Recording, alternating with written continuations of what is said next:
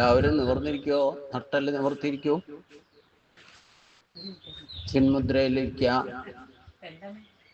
കണ്ണുകൾ അടയ്ക്കുക. ഭ്രൂമധ്യത്തിൽ മാത്രം ശ്രദ്ധിച്ചിരിക്കുക. മറ്റു ചിന്തകളൊക്കെ ഉപേക്ഷിക്കുക. സാധാരണ ശാസ്ത്രഗതി.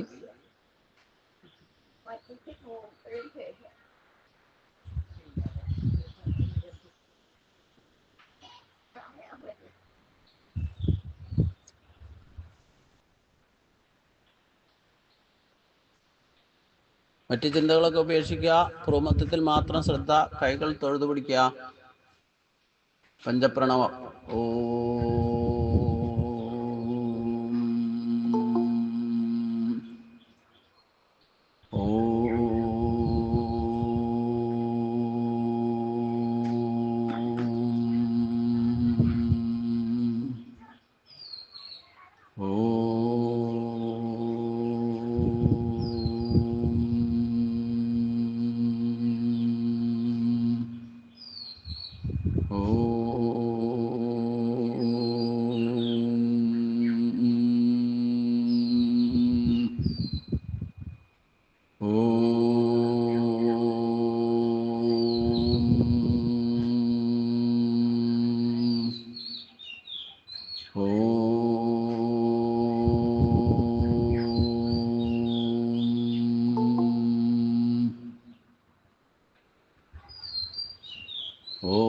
ശുക്ലാം വരദനം വിഷ്ണും ശശിവർണം ചതുർഭുജം പ്രസന്നവദനം ധ്യായേ സർവവിഘ്നോപശാന്തയേ. ഓം ചണ്ഡാകാരം ഭുജഗശയനം പദ്മനാഭം സുരേശം വിശ്വാധാരം ഗഗനസദൃശം മേഘവർണം ശുഭാംഗം ലക്ഷ്മീകാന്തം കമലദീനം യോഗിഭിർധ്യാനഗമ്യം വന്ദേ വിഷ്ണും ഭവേരം സർവലോകൈകനാഥം. ഓം നമോ ഭഗവതേ വാസുദേവായ. നമോ ഭഗവതേ വാസുദേവായ. ഓം ശാന്തി ശാന്തി ശാന്തി. കൈകൾ രണ്ടും പുറകോട്ടിട്ട. തല കുമ്പിട്ട് ഗുരുപ്രണാമം. ഓം കർപ്പണ്യദോഷോ ഭഗത സ്വഭാവക വൃക്ഷാമത്തം ധർമ്മസുമൂഢചേതക യശ്രേയസ്യാ നിശ്ചിതം ബ്രൂഹിതന്മേ ശിഷ്യസ്യേഹം ജാതിമാം താം പ്രപന്നം.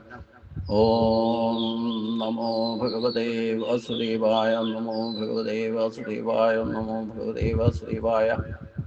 ഓം ശ്രീ ഗുരുഭ്യോ നമഃ.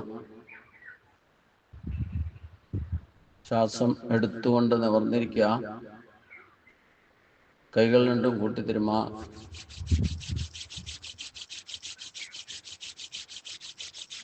ആ ചൂട് മുഖത്തും ശരീരത്തും തലോടിക്കൊണ്ട് പതുക്കെ പകർക്കെ തലോടിക്കൊണ്ട് ചിന്മുദ്രയിലേക്ക് തന്നെ മടങ്ങി വരിക.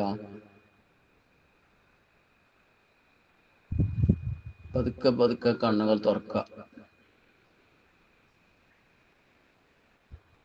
എല്ലാ സജ്ജനങ്ങൾക്കും ഗുരുവായൂരപ്പൻ്റെ നാമത്തിൽ സാഷ്ടാംഗ പ്രണാമം. ഇന്നലെ വരെ നമ്മൾ 2-ാം അധ്യായത്തിൽ 40-ാമത്തെ ശ്ലോകം വരെയാണ് പഠിച്ചത്. ഇനി 41-ാമത്തെ ശ്ലോകം തൊട്ടാണ് ചിന്തിക്കേണ്ടത്. വ്യവസായാത്മിക ബുദ്ധി ഏകേക കുരുനന്ദന ബഹുശാഖാഖ്യനന്താശോ ബുദ്ധയോ അവ്യവസായിനാം. കുരുനന്ദന, ഹേ അർജുന, ഇഹ വ്യവസായാത്മിക. ഇവിടെ കർമ്മമാർഗത്തിൽ നിശ്ചയ ബുദ്ധി ഏകാഹി, ധാർഷ്ട്യമുള്ള അല്ലെങ്കിൽ ദാർഢ്യമുള്ള നിശ്ചയദാർഢ്യമുള്ള ബുദ്ധി ഒന്നേ ഉള്ളൂ. അവ്യവസായിനാം നിശ്ചയദാർഢ്യമില്ലാത്തവരുടെ ബുദ്ധികൾ ബഹുശാഖ അനന്താശ, ബുദ്ധികൾ പല ശാഖകളോടുകൂടിയവയും അവസാനമില്ലാത്തതുമായിരിക്കും. ഹേ അർജുന, കർമ്മയോഗത്തിൽ നിശ്ചയദാർഢ്യമുള്ള ബുദ്ധി ഒന്നേ ഉള്ളൂ. ബുദ്ധി ഏക ലക്ഷ്യത്തിൽ ഉറച്ചു നിൽക്കണം. നിശ്ചയദാർഢ്യമില്ലാത്തവരുടെ ബുദ്ധികൾ പല ശാഖകളോട് കൂടിയതും അവസാനമില്ലാത്തതുമായിരിക്കും. നിശ്ചയദാർഢ്യമോ ഏകാഗ്രതയോ ഇല്ലാത്ത പല ആഗ്രഹങ്ങളുമായിട്ട് പല വഴിക്ക് പായുന്ന ബുദ്ധി കർമ്മയോഗത്തിന് പറ്റിയതല്ല എന്നാണ് ഇവിടെ ഭഗവാൻ സൂചിപ്പിക്കുന്നത്. ഏക ലക്ഷ്യത്തെ മുൻനിർത്തിക്കൊണ്ട് ദൃഢനിശ്ചയത്തോടെ പ്രവർത്തിക്കുവാനേ കർമ്മയോഗത്തിൽ അതായത് നിശ്ചയദാർഢ്യത്തോടുകൂടി പ്രവർത്തിക്കുന്നവന് മാത്രമേ കർമ്മയോഗത്തിൽ വിജയിക്കുകയുള്ളൂ എന്നർത്ഥം. അതായത് ഒരേ കാര്യത്തിൽ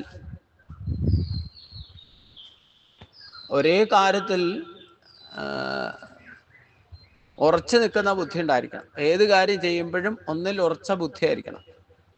ഒരേ സമയത്ത് പല കാര്യങ്ങൾ ചെയ്യാൻ ശ്രമിച്ചാൽ അതൊരിക്കലും വിജയത്തിൽ എത്തില്ല എന്നാണ് പറഞ്ഞത്. വ്യാപരിക്കുന്ന മനസ്സാണെങ്കിൽ ബുദ്ധിയും വ്യാപരിക്കുന്നതായിരിക്കും. അപ്പോൾ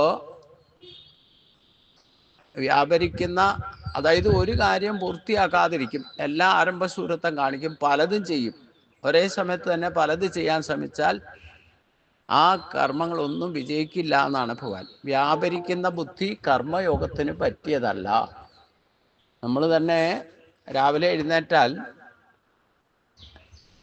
ഓരോ കാര്യങ്ങളും ചെയ്യുമ്പം ഒന്നിൽ ഉറച്ച ബുദ്ധിയിലാണ് പ്രവർത്തിക്കുന്നത് എന്ന് ശ്രദ്ധിക്കുക. ചില കാര്യങ്ങളൊക്കെ പകുതിയാക്കിയിട്ടിട്ട് വേറെ കാര്യം ചെയ്യാൻ പോകും. അപ്പോൾ രണ്ടും പൂർത്തിയാകാതെ വരും. അതാണ് വ്യാപരിക്കുന്ന ബുദ്ധി എന്ന് പറയുന്നത്. അപ്പം നമ്മൾ ആധ്യാത്മികം തന്നെ പ്രവർത്തിക്കുമ്പം ആദ്യം വിഷ്ണു സഹസ്രനാമം പഠിക്കും, വളരെ സത്യയോട് പഠിക്കും. അത് കഴിയുമ്പം പിന്നെ ലളിതാ സഹസ്രനാമം കേമ എന്ന് പറയുമ്പോൾ അത് പഠിക്കും. നാരായണീയം പഠിക്കും, ഗീത പഠിക്കും. ഇതിലൊന്നും ഉറപ്പില്ലാതെ വരിക. പല കാര്യങ്ങളും പഠിക്കും, പക്ഷെ ഒന്നിലും വ്യാപരിക്കുന്നതായിട്ട് ബുദ്ധി തന്നെ ഭക്തി മാർഗത്തിൽ തന്നെ വ്യാപരിക്കും. അല്ലെങ്കിൽ തന്നെ നമ്മുടെ ഹിന്ദു ധർമ്മത്തിൽ ഏറ്റവും കൺഫ്യൂഷൻ ഉണ്ടാക്കുന്നത് ദൈവങ്ങൾ തന്നെ 33 കോടിയാണ്. അപ്പോൾ ഒരു അമ്പലത്തിൽ തന്നെ ദർശനത്തിൽ പോയാൽ ദേവന്മാരും ഉപദേവന്മാരും ഒക്കെ തുല്യ പ്രാധാന്യമുള്ളതും അല്ലാത്തതുമായിട്ട് ഒരുപാട് ശ്രീകോലുണ്ടാവും ചിലപ്പോൾ. അപ്പോൾ വ്യാപരിക്കുന്ന ബുദ്ധി അവിടുന്ന് തന്നെ തുടങ്ങുന്ന അർത്ഥം, ഭക്തി മാർഗത്തിൽ തന്നെ. അപ്പം ഭൗതിക തലത്തിൽ പിന്നെ പറയുകയും വേണ്ട. രാവിലെ എഴുന്നേറ്റാൽ ചായ കുടിച്ച് പകുതി ആകുമ്പോഴത്തേനും പേപ്പർ വരും. അപ്പോൾ ആ ചായ ഇവിടെ വെച്ചിട്ട് പേപ്പർ എടുക്കാൻ പോവും. പേപ്പർ എടുത്ത് വായിച്ച് പകുതി ആകുമ്പോൾ ആ ചായയുടെ കാര്യം ഓർമ്മ വരും. അപ്പോഴത്തേനും ചായ തണുത്തിട്ടുണ്ടാവും. ഇങ്ങനെ പേപ്പർ വായന മുഴുവനാക്കും. അതുമില്ല. നമ്മൾ ഒരു ടി വി കാണാതിരുന്നാലോ ഒരു ചാനലും മുഴുവനായിട്ട് കാണില്ല, ഇങ്ങനെ കറക്കിക്കൊണ്ടിരിക്കും. ഏതാ കാണണ്ടേ? ഒരിടത്ത് പരസ്യം മാറ്റി നോക്കുമ്പോൾ മറ്റേടത്തും പരസ്യമായിരിക്കും. അപ്പോൾ ഇങ്ങനെ കറക്കിക്കൊണ്ടിരിക്കുക. അങ്ങനെ വന്നാൽ ഒന്നും കൃത്യമായിട്ട് കാണാൻ പറ്റില്ല. അപ്പം ഇങ്ങനെ വ്യാപരിക്കുന്ന ബുദ്ധി, പല കാര്യങ്ങൾ ഒരേ സമയത്ത് ചെയ്യാൻ ശ്രമിച്ചാൽ ഒന്നും സക്സസ് ആകില്ല എന്നാണ് ഭഗവാൻ പറഞ്ഞത്. വ്യാപരിക്കുന്ന ബുദ്ധി കർമ്മയോഗത്തിന് പറ്റിയതല്ല. അതിനാണ് പഞ്ചഗുണങ്ങളെ മുറുക്കി പിടിക്കണം എന്ന് പറഞ്ഞാൽ അതിനെ വിവേചന ശക്തി യൂട്ടിലൈസ് ചെയ്യണം. എന്താണ് ആദ്യം ചെയ്യേണ്ടത് എന്ന് വിവേചന ശക്തി കൊണ്ട് തീരുമാനിച്ച് കർമ്മണോഹി വിബോധവ്യം ബോധവ്യം ച വികർമ്മണാക. അങ്ങനെ ഇപ്പോൾ എന്ത് ചെയ്യണം, എന്താണ് ചെയ്യാൻ പാടില്ലാത്തത് എന്ന് ഉറപ്പിക്കണം. ആ ബോധതലത്തിൽ നിന്നുകൊണ്ട് നിശ്ചയദാർഢ്യമുണ്ടായിരിക്കണം. ദൃഢനിശ്ചയം ചെയ്തു കഴിഞ്ഞാൽ പിന്നെ അത് ചെയ്യാൻ വേണ്ടിയിട്ട് ബാക്കിയെല്ലാം ഉപേക്ഷിക്കേണ്ടിയും വരും. ത്യാഗമനസ്ഥിതി വേണം എന്നർത്ഥം. അപ്പോൾ സെൽഫ് ഡിസിഷൻ എടുത്തു കഴിഞ്ഞാൽ അത് മനസ്സുകൊണ്ട് ഒരു കാര്യം തീരുമാനിക്കരുത്. മനസ്സുകൊണ്ട് തീരുമാനിച്ചാൽ ഈ വ്യാപരിക്കുന്ന ബുദ്ധിയായിരിക്കും അവിടെയും പ്രവർത്തിക്കുക. ചഞ്ചലമായിരിക്കുന്ന മനസ്സുകൊണ്ട് ഒരു കാരണവശാലും തീരുമാനം എടുക്കാൻ പറ്റില്ല. തീരുമാനം എടുത്താൽ അത് പൂർത്തീകരിക്കില്ല. ബുദ്ധി കൊണ്ട് തീരുമാനം എടുക്കാവുള്ളൂ. ബുദ്ധി കൊണ്ട് തീരുമാനം എടുക്കണമെങ്കിൽ മനസ്സ് ഏകാഗ്രമാകണം. മനസ്സ് ഏകാഗ്രമായാൽ മാത്രമേ ബുദ്ധി ഉറക്കൂ.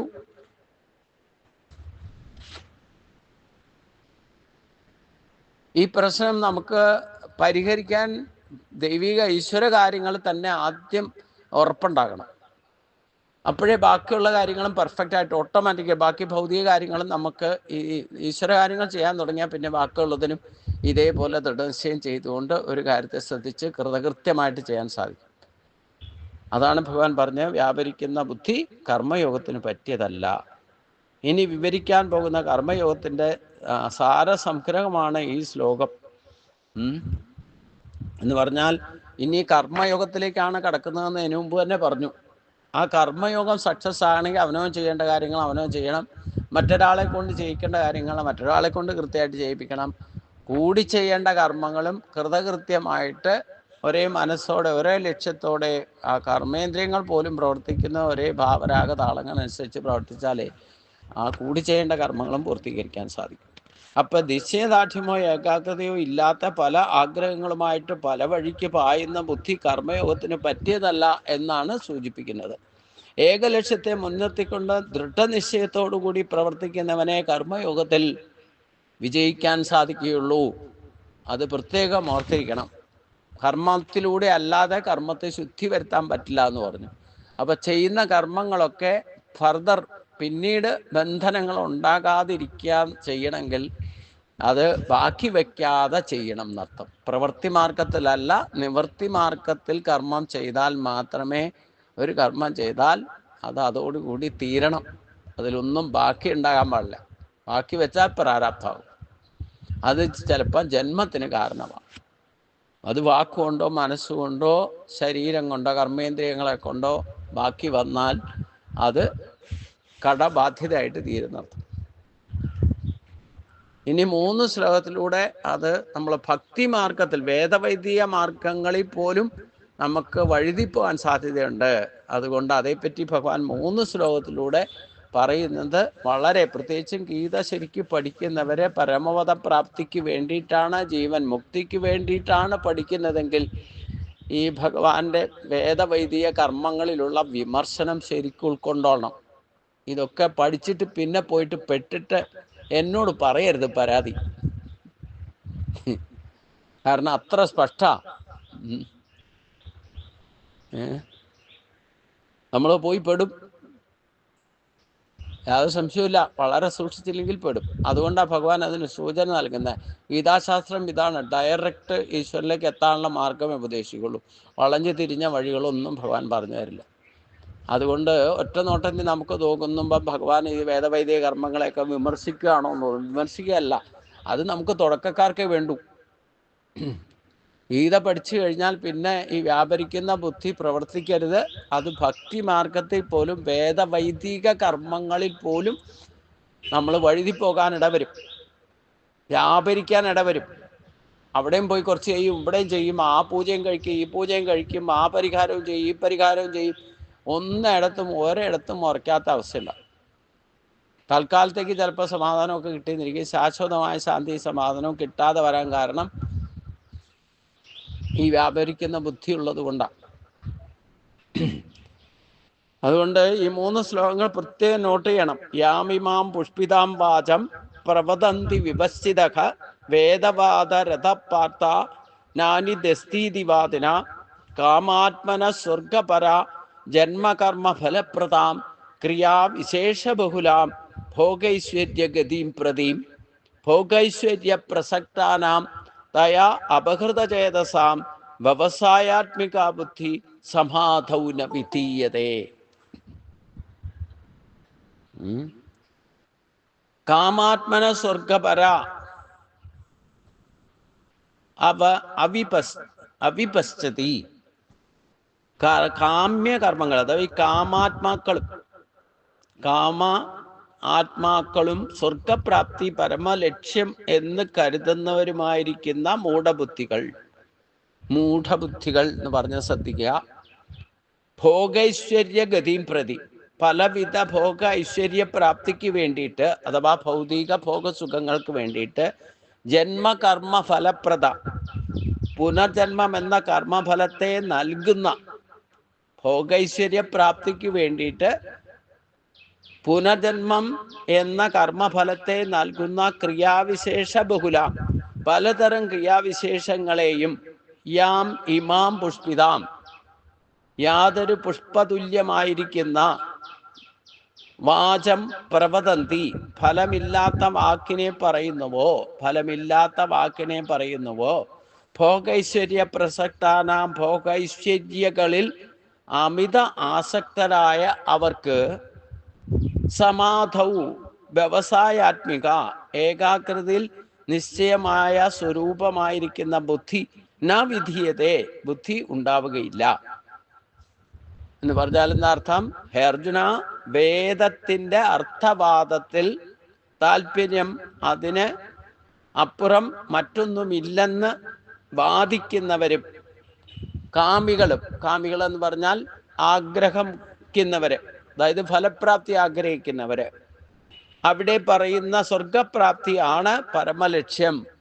പുണ്യകർമ്മങ്ങൾ ചെയ്താൽ സ്വർഗം ലഭിക്കും എന്ന് പറയുന്നത് പരമലക്ഷ്യം എന്ന് കരുതുന്നവരുമായിരിക്കുന്ന മൂഢന്മാർ. പുണ്യഫലത്തെ ഉണ്ടാക്കുമെന്ന് പറഞ്ഞിട്ട് പല പൂജയും കാര്യങ്ങളും വേദവൈദിക കർമ്മങ്ങൾ ഒക്കെ ചെയ്യുന്നവരെയാണ് ഇവിടെ പറയുന്നത്, അല്ലെ ചെയ്യിപ്പിക്കുന്നവർ. അങ്ങനെ ഭോഗൈശ്വര്യപ്രദങ്ങൾ പരമലക്ഷ്യം എന്ന് കരുതുന്നവരായിരിക്കുന്ന മൂഢന്മാർ ഭോഗ ഐശ്വര്യങ്ങൾ നേടുവാനും പലതര ക്രിയാവിശേഷങ്ങളെ പറ്റി നിഷ്ഫലമായിരിക്കുന്ന പല സുന്ദര വാക്കുകളും പറയും. ആരെ? ചെയ്യിപ്പിക്കുന്നവരെ. ഭോഗൈശ്വര്യങ്ങളിൽ അമിതാസക്തരായിരിക്കുന്ന അവർക്ക് ഏകാഗ്ര ബുദ്ധിയോ നിശ്ചയദാർഢ്യമോ ഉണ്ടാകില്ല. വേദത്തിലെ കർമ്മകാണ്ഡത്തിൽ ഉള്ള കാമ്യകർമ്മങ്ങളെയാണ് ഇവിടെ ഭഗവാൻ പരാമർശിച്ചിരിക്കുന്നതെന്ന് മനസ്സിലാക്കാം. അപ്പോൾ വേദം അനുസരിച്ചുകൊണ്ട് വേദവൈദിക കർമ്മങ്ങൾ ചെയ്യുന്നതിൻ്റെ ഓരോ പൂജയില്ലേ, ഓരോ യാഗവും യജ്ഞവും ഒക്കെ ചെയ്യുമ്പോൾ അതിൻ്റെ ഫലം എന്താണെന്ന് പറയുന്നുണ്ട്. എന്തിനാ ഫലം ചെയ്യുന്നതെന്ന് വെച്ച് കഴിഞ്ഞാൽ ആ ഫലേച്ഛയോടു കൂടിയാണെങ്കിലും ആ വേദവൈദിക മാർഗത്തെ നമ്മൾ അല്പമാത്രമായിട്ടെങ്കിലും ആചരിച്ചാൽ മഹത്തായ ഫലത്തെ നൽകും എന്നുള്ളത് നമ്മൾ കണ്ടതാണ്. സ്വൽപ്പാഭ്യസ്യ ധർമ്മസ്യ ത്രായതോ മഹതോപയാൽ. പക്ഷേ നമ്മൾ അവിടെ തന്നെ കുടുങ്ങിപ്പോവും. അതിനപ്പുറത്തേക്ക് ഒരു സ്റ്റേജും കൂടെ ഉണ്ടെന്നുള്ളത് ശ്രദ്ധിക്കില്ല. ഈ കിട്ടുന്ന ഫലമൊക്കെ താൽക്കാലികമാകും, അത് ശാശ്വതമായ സമാധാനത്തെ നൽകില്ല. അതുകൊണ്ടാണ് അങ്ങനെയുള്ള കർമ്മങ്ങൾ ചെയ്യുന്നവർ മൂഢന്മാർ എന്ന് പറഞ്ഞത്. യാഥാർത്ഥ്യത്തെ അറിയാത്തവരെയാണ് മൂഢന്മാർ എന്ന് പറഞ്ഞത്. അത് പ്രേയസായിരിക്കുന്ന അർത്ഥം. പ്രത്യക്ഷ ഫലമായിരിക്കും, കുറച്ച് കഴിയുമ്പോൾ നഷ്ടപ്പെടും, വീണ്ടും ദുഃഖം ഉണ്ടാകും. പക്ഷെ ഫലിച്ചോട് കൂടെയാണെങ്കിൽ തുടക്കക്കാർക്ക് ഇന്ന ഫലം കിട്ടും എന്ന് പറയുമ്പോഴായിരിക്കും ചിലപ്പോൾ അമ്പലത്തിൽ പോയിട്ട് വഴിപാട് കഴിക്കുക. ഒരിക്കലും അമ്പലത്തിൽ കയറാത്ത ആളും ചിലപ്പം എന്തെങ്കിലും ഇന്നത് കിട്ടുമെന്ന് പറയുമ്പോൾ ചിലപ്പോൾ പോയിട്ട് ചെയ്യും. അത് തുടക്കക്കാർക്ക് ആവശ്യമാണ്. പക്ഷെ അതിൽ തന്നെ കുടുങ്ങിക്കിടക്കരുത്. പിന്നെന്താ കുഴപ്പമെന്ന് ചോദിച്ചു കഴിഞ്ഞാൽ ഇത് ചെയ്യിപ്പിക്കുന്നവർ ചിലപ്പോൾ ക്രിയാവിശേഷങ്ങളെപ്പറ്റി നിഷ്ഫലങ്ങളായിരിക്കുന്ന സുന്ദര വാക്കുകളും പറയും. പല സുന്ദര വാക്കുകളും മനോഹരമായിട്ട് നമ്മളെ പെടുത്തും ചിലപ്പോൾ. ഇത് നമുക്ക് കൂടുതൽ അറിയാൻ സാധിക്കുന്ന ടി വിയിലെ പരസ്യങ്ങൾ ശ്രദ്ധിച്ചാൽ മതി. നിങ്ങൾ ഈ ലോക്കറ്റ് കൊണ്ടുവച്ചാൽ, ഇല്ല ഈ വിളക്ക് കൊണ്ട് കത്തിച്ചാൽ പിന്നെ അങ്ങനെ ഇങ്ങനെ ഒക്കെ ഒരുപാട് ഫലങ്ങളുണ്ടാവും, സർവ്വ ഐശ്വര്യം ഉണ്ടാവും എന്നൊക്കെ പറയണ കേൾക്കാം. പരസ്യ ചാനലുകൾ കണ്ടാൽ മതി. എന്നിട്ട് നമ്മൾ അതിൽ ഭ്രമിച്ചിട്ട് ചിലപ്പോൾ ബുക്ക് ചെയ്താൽ, അത് ബുക്ക് ചെയ്യാൻ ശ്രമിക്കുമ്പോൾ ചിലപ്പോൾ അതിൻ്റെ പൈസ ചിലപ്പോൾ പറയുന്നത് നമുക്ക് വീട്ടിൽ കിട്ടിയിട്ട് പൈസ കൊടുത്താൽ മതി എന്നൊക്കെ പറയും. പക്ഷെ അങ്ങനെ കൊടുക്കുമ്പോൾ എന്താ കുഴപ്പമെന്ന് ചോദിച്ചു കഴിഞ്ഞാൽ അത് പറയുന്ന പോലെ ഒന്നും അല്ല. 3000, 4000, 5000 രൂപയൊക്കെ ആയിരിക്കും ചിലപ്പോൾ വരുമ്പോൾ കൊടുക്കേണ്ടി വരും. ഈ പരസ്യം കണ്ടിട്ട് ഭ്രമിച്ചാലുള്ള കുഴപ്പം അതാ. അപ്പം അതുകൊണ്ട് അതിലൊന്നും പെടരുത്. അതിനെയാണ് ഭഗവാൻ ഭോഗൈശ്വര്യങ്ങളിൽ അമിതാസക്തരായിരിക്കുന്ന അവരെയൊക്കെ ഏകാഗ്രബുദ്ധിയോ നിശ്ചിതാത്മ, അതായത് ഈ കണ്ടിട്ടോ കേട്ടിട്ടോ ഭ്രമിച്ചിട്ട് ഇതിൻ്റെ പിന്നാലെ പോകുന്നവരെയാണ് ഇവിടെ ഏകാഗ്രത ബുദ്ധി ഇല്ലാതെ മനസ്സ് ചഞ്ചലമായിരിക്കുന്നവരോ നിശ്ചയമില്ലാത്ത, അവനവൻ്റെ കാര്യം ഗുണദോഷങ്ങളെ തിരിച്ചറിഞ്ഞുകൊണ്ട് എന്ത് ചെയ്യണമെന്ന് അറിയാൻ പാടില്ലാത്തവരെയാണ് ഇവിടെ ഭഗവാൻ വിമർശിച്ചിരിക്കുന്നത്. വേദത്തിലെ കർമ്മകാണ്ഡങ്ങളെ, കാമ്യകർമ്മങ്ങളെയാണ് ഭഗവാൻ ഇവിടെ പരാമർശിച്ചിരിക്കുന്നത്. ഭോഗേശ്വര ലബ്ധിക്കും സ്വർഗപ്രാപ്തിക്കുമായിട്ടുള്ള ഹോമാദി പൂജാതി കർമ്മങ്ങൾ പരമലക്ഷ്യമായ ആത്മസാക്ഷാത്കാരത്തിന് ഉതകുന്നതല്ല. നിങ്ങൾക്ക് പരമോദം പ്രാപിക്കണം, ആത്മസമർപ്പണം നടത്തണമെങ്കിൽ ഈ വക കാര്യങ്ങളൊന്നും അതിന് ഉതകുന്നതല്ല. അത് താൽക്കാലികമായിട്ടുള്ള ശാന്തിയോ സമാധാനമോ ലഭിക്കാൻ മാത്രമുള്ളതാണ്. അത് പ്രേയസായിരിക്കും. അതറിയാതെ അവയിൽ കുടുങ്ങി ആ കർമ്മങ്ങൾക്ക് മീതെ മറ്റൊന്നുമില്ലെന്ന് കരുതുന്ന കർമ്മഠന്മാരെയാണ് ഇവിടെ ഭഗവാൻ കഠിനമായിട്ട് വിമർശിച്ചിരിക്കുന്നത്. അപ്പോൾ ഇത് സാധാരണക്കാരെ ഭക്തരെ അല്ല ബാധിക്കുന്നത്. കാരണം സാധാരണക്കാരെ പെടുത്തുന്ന മറ്റുള്ളവരെ വ്യാപരിക്കുന്ന, അതുകൊണ്ട് പണം സമ്പാദിക്കാൻ വേണ്ടിയിട്ട് ഇറങ്ങി പുറപ്പെട്ടവരാണ്ടായി, മുതലെടുക്കാൻ വേണ്ടിയിട്ടിരിക്കുന്നവർ ഈ ഭക്തിയുടെ പേരിൽ തന്നെ. അപ്പം അതിൽ കുടുങ്ങാതിരിക്കാൻ ശ്രദ്ധിക്കണം എന്നർത്ഥം. എന്നിട്ട് പിന്നെ നിങ്ങൾ തന്നെ സങ്കടപ്പെടേണ്ടി വരും. നിങ്ങൾ വിചാരിക്കാത്ത പൈസ കൊടുക്കണമെന്ന് പറയുമ്പോൾ തന്നെ നിങ്ങൾ ഞെട്ടും. അപ്പം അതുകൊണ്ട് അങ്ങനെയുള്ളവരാണ് ഇവിടെ വേദത്തിൽ തന്നെ അല്ലെ പൂജാതി കർമ്മങ്ങൾക്കൊക്കെ ഫലം പറയുന്നുണ്ട്. ഇന്ന പൂജ ചെയ്താൽ ഇന്ന ഫലം കിട്ടും എന്നൊക്കെ കൃത്യമായിട്ട് പറയുന്നുണ്ട്. പക്ഷേ അതൊക്കെ തുടക്കക്കാർക്കാ. ഭക്തി ദൃഢമാക്കി തരാൻ വേണ്ടിയിട്ട് നമ്മൾ ചോദിക്കുന്നതൊക്കെ നമ്മളതനുസരിച്ച് ഡെഡിക്കേറ്റഡ് ആയിട്ട് ചെയ്താൽ ആ പൂജാതി കർമ്മങ്ങളെ കൊണ്ട് ചിലപ്പോൾ ഒരു പുഷ്പാഞ്ജലി കഴിച്ചാൽ തന്നെ അതിൻ്റെ ഫലം കിട്ടിയെന്നിരിക്കും. പക്ഷെ ആ കിട്ടുന്ന ഫലം താൽക്കാലികമായിരിക്കും എന്ന് മനസ്സിലാക്കണം. പ്രേയസ്സായിരിക്കും. ശ്രേയസ്സാകണം എന്നുണ്ടെങ്കിൽ നമ്മുടെ ബേസിക് അനുഷ്ഠാനങ്ങൾ, സംസ്കാരമാണ്, സനാതനമായ ധർമ്മത്തിലേക്ക് പോകണം എന്നർത്ഥം. എങ്കിൽ മാത്രമേ ജീവൻ മുക്തഭാവം, ഇല്ലെങ്കിൽ പിന്നെ ഒരു ജന്മം ഉണ്ടാകാതിരിക്കാൻ നിങ്ങൾ ആഗ്രഹിക്കുന്നുവെങ്കിൽ ഇങ്ങനെയുള്ള കർമ്മങ്ങളെ കൊണ്ട് ആത്മസാക്ഷാത്കാരം സാധ്യമല്ല എന്ന് ക്ലിയർ കട്ടായിട്ട് ഭഗവാൻ ഇതിൽ പറഞ്ഞു എന്നർത്ഥം. ഇപ്പൊ അമ്പലത്തിൽ എന്തെങ്കിലും വഴിപാട് കഴിച്ചാൽ ആത്മസാക്ഷാത്കാരം നേടാമെന്ന് വിചാരിക്കണ്ട എന്നർത്ഥം. എന്താണ് നീ ഒരു ദിവസത്തെ പൂജയോ ഒരു ഉദയാസമന പൂജയോ ഒക്കെ നടത്തിയാൽ മോക്ഷം കിട്ടാൻ വേണ്ടിയിട്ട് ആ പൂജ കഴിപ്പിക്കണേന്ന് പറഞ്ഞിട്ട് അത് ചെയ്താൽ ആത്മസാക്ഷാത്കാരം സാധ്യമല്ല എന്നാണ് ഭഗവാൻ പറഞ്ഞത്. നിങ്ങൾ ആരെങ്കിലും പറയണ കേട്ടിട്ട് അതിൽ പോയി കുടുങ്ങിയാൽ കുടുങ്ങുന്നവരെയാണ് ഇവിടെ കർമ്മഠന്മാർ എന്ന് പറയുന്നത്. അതായത് സ്വിച്ചിട്ട് ആ കാര്യം നടക്കുന്ന ആരെങ്കിലും പറഞ്ഞ കേട്ട് കഴിഞ്ഞാൽ അതിൻ്റെ പിന്നാലെ പോവുക എന്നർത്ഥം. ക്ലേശമൊന്നും സഹിക്കാൻ സാധ്യമല്ല. നിങ്ങൾക്ക് വേഗം മോക്ഷം കിട്ടുന്നൊക്കെ പറഞ്ഞാൽ, എന്തെങ്കിലുമൊക്കെ വഴിപാട് കഴിച്ചാൽ കിട്ടും, സാധിക്കുന്നൊക്കെ പറഞ്ഞ് ഭ്രമിപ്പിച്ച് അതിൽ നിങ്ങൾ പെട്ടാൽ നിങ്ങളെയാണ് കർമ്മഠന്മാർ എന്ന് പറഞ്ഞു. കാരണം അവനവൻ ചെയ്യാനുള്ളത് ചെയ്യാതെ എളുപ്പത്തിൽ കാര്യം സാധിക്കാൻ വേണ്ടിയിട്ട് നടക്കുന്നവരെയാണ് ഇവിടെ കർമ്മഠന്മാർ എന്ന് പറഞ്ഞത്. ചെയ്യിക്കാൻ നടക്കുന്നവരെ പറ്റി ഭഗവാൻ വേണ്ടിയിട്ടില്ല. കാരണം എന്താ? അവര് ഭൗതിക ഭോഗസുഖങ്ങൾക്ക് വേണ്ടിയിട്ട് പണം സമ്പാദിക്കാൻ വേണ്ടിയിട്ട് നിങ്ങളെ പെടുത്താനായിട്ടിരിക്കുന്നവർ. നിങ്ങൾ പെട്ടോ, നിങ്ങളാണ് കർമ്മഠന്മാരാകുക. നമ്മൾ ചെയ്യാനുള്ളത് സ്വയം ചെയ്യണം. ചെയ്യിപ്പിക്കുന്നതിലും നല്ലത് ചെയ്യുന്നതാണെന്നർത്ഥം.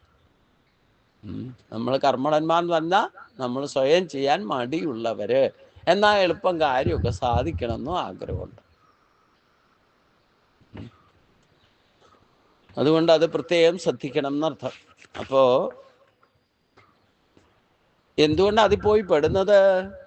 അങ്ങനെയുള്ള കാര്യങ്ങളൊക്കെ നമ്മൾ പോയി ഭക്തിമാർഗത്തിൽ പോയി പെടും അല്ലേ? പെടാൻ എന്താ കാരണം? ത്രൈഗുണ്യ വിഷയാവേദ നിസ്ത്രൈഗുണ്യോ ഭവാർജുന നിർദ്വന്ദ്വോ നിത്യസത്വ യോഗക്ഷേമ ആത്മവാൻ. ഹേ അർജുന, വേദ ത്രൈഗുണ്യ വിഷയ, വേദങ്ങൾ ത്രിഗുണ വിഷയങ്ങളാണ്. നിസ്ത്രൈഗുണ്യ ഭവ, ത്രിഗുണങ്ങൾക്ക് അതീതനാവുക. നിർദ്വന്ദ്വ നിത്യസത്വസ, സുഖദുഃഖാദി ദ്വന്ദ്ങ്ങൾ ഇല്ലാത്തവനും നിത്യസത്വത്തിൽ സ്ഥിതി ചെയ്യുന്നവനും. അർജുന, വേദങ്ങൾ സത്വം രജസ് തമസ് എന്നീ ഗുണങ്ങളെ സംബന്ധിച്ചുള്ളവയാണ്. നീ ത്രിഗുണങ്ങൾക്ക് അതീതനും നിത്യസത്വത്തിൽ സ്ഥിതി ചെയ്യുന്നവനും യോഗക്ഷേമങ്ങൾ ഗണിക്കാത്തവനും ആത്മനിഷ്ഠയനുമായിരിക്കുക. ഇത് പെടാതിരിക്കണമെങ്കിൽ എന്ത് ചെയ്യണം എന്നാണ് ഇവിടെ കൃത്യമായിട്ട്. ത്രൈഗുണ്യ വിഷയാവേദ, ഈ വേദങ്ങൾ പോലും സത്വരജ തമോ ഗുണങ്ങളുടെ അടിസ്ഥാനത്തിലാണ് അതിലെ അറിവുകൾ. വേദാഹ ത്രൈഗുണ്യ വിഷയാഹ, വേദങ്ങൾ ത്രിഗുണ വിഷയങ്ങളാണ്. ഇപ്പൊ വേദം എന്ന് പറയുന്നത് എന്താ? അറിവാണ്. ആ അറിവെന്താ? സത്വരജ തമോ ഗുണങ്ങളെ പറ്റിയാണ് പറയുന്നത്. അതിൽ അടിസ്ഥാനപ്പെടുത്തിയിട്ടാണ് പറയുന്നത്. അപ്പൊ അതുകൊണ്ട് നിസ്ത്രൈഗുണ്യോ ഭവ, ആ വേദങ്ങളുടെ, അതുകൊണ്ടാണ് ഇതിന് ഇനി വരുന്ന ഭാഗങ്ങളിൽ ഭഗവാൻ തന്നെ പറയുന്നുണ്ട്, വേദ ആദി കർമ്മങ്ങളിൽ പോലും അതിക്രമിക്കണം എന്ന് പറയുന്നുണ്ട്. കാരണം ഈ ഗുണാതീതനാകണമെങ്കിൽ വേദവൈദിക കർമ്മങ്ങളിൽ കുടുങ്ങിയാൽ ഗുണാതീതനാകാൻ സാധ്യമല്ല. അപ്പൊ നിസ്ത്രൈഗുണ്യോ ഭവ, സുഖദുഃഖാദി ദ്വന്ദ്ങ്ങൾ ഇല്ലാത്തവ, അതായത് ത്രിഗുണങ്ങൾക്ക് അതീതനാക്കുക, ഗുണാതീതനാകുക. അപ്പോൾ മാത്രമേ ഈ പരമോദപ്രാപ്തിയിലേക്ക് നമുക്ക് എത്താൻ സാധിക്കൂ. അതുകൊണ്ടാണ് കാമ്യകർമ്മങ്ങൾ ഉപേക്ഷിക്കുക, ഭോഗസുഖങ്ങൾക്ക് വേണ്ടിയിട്ടുള്ള ഐശ്വര്യങ്ങൾക്ക് വേണ്ടിയിട്ടും ചെയ്യുന്ന വേദവൈദിക കർമ്മങ്ങളെ ഒന്നും ചെയ്താലൊന്നും ഈശ്വരപ്രാപ്തി ആത്മസാക്ഷാത്കാരത്തിന് ഉതകുന്നതല്ല എന്ന് മുൻ ശ്ലോകത്തിൽ സൂചിപ്പിച്ചു. നിദ്വന്ദ്വ നിത്യസത്വസ, സുഖദുഃഖാദി ദ്വന്ദ്ങ്ങൾ ഇല്ലാത്തവനും നിത്യസത്വത്തിൽ ചെയ്യുന്നു. അതായത് സമചിത്തത പാലിക്കുന്നവൻ. സുഖം ഉണ്ടായാലും ദുഃഖം ഉണ്ടായാലും ഒക്കെ ഒരേപോലെ, ചൂട് തണുപ്പ് മാത്രാ സ്വശാസ്തു കൗന്ദേയ ശീതോഷ്ണ സുഖദുഃഖത അഗമാ പായിനോ അനിത്യത്താം തിരിച്ചസ്വ ഭാരത എന്ന് പറഞ്ഞു. അപ്പൊ ഗുണാതീതനായാലേ നമുക്ക് ഈ ചൂടും തണുപ്പും ഒക്കെ പൂർണ്ണമായിട്ട് സഹിക്കാൻ സാധിക്കുള്ളൂ എന്നർത്ഥം.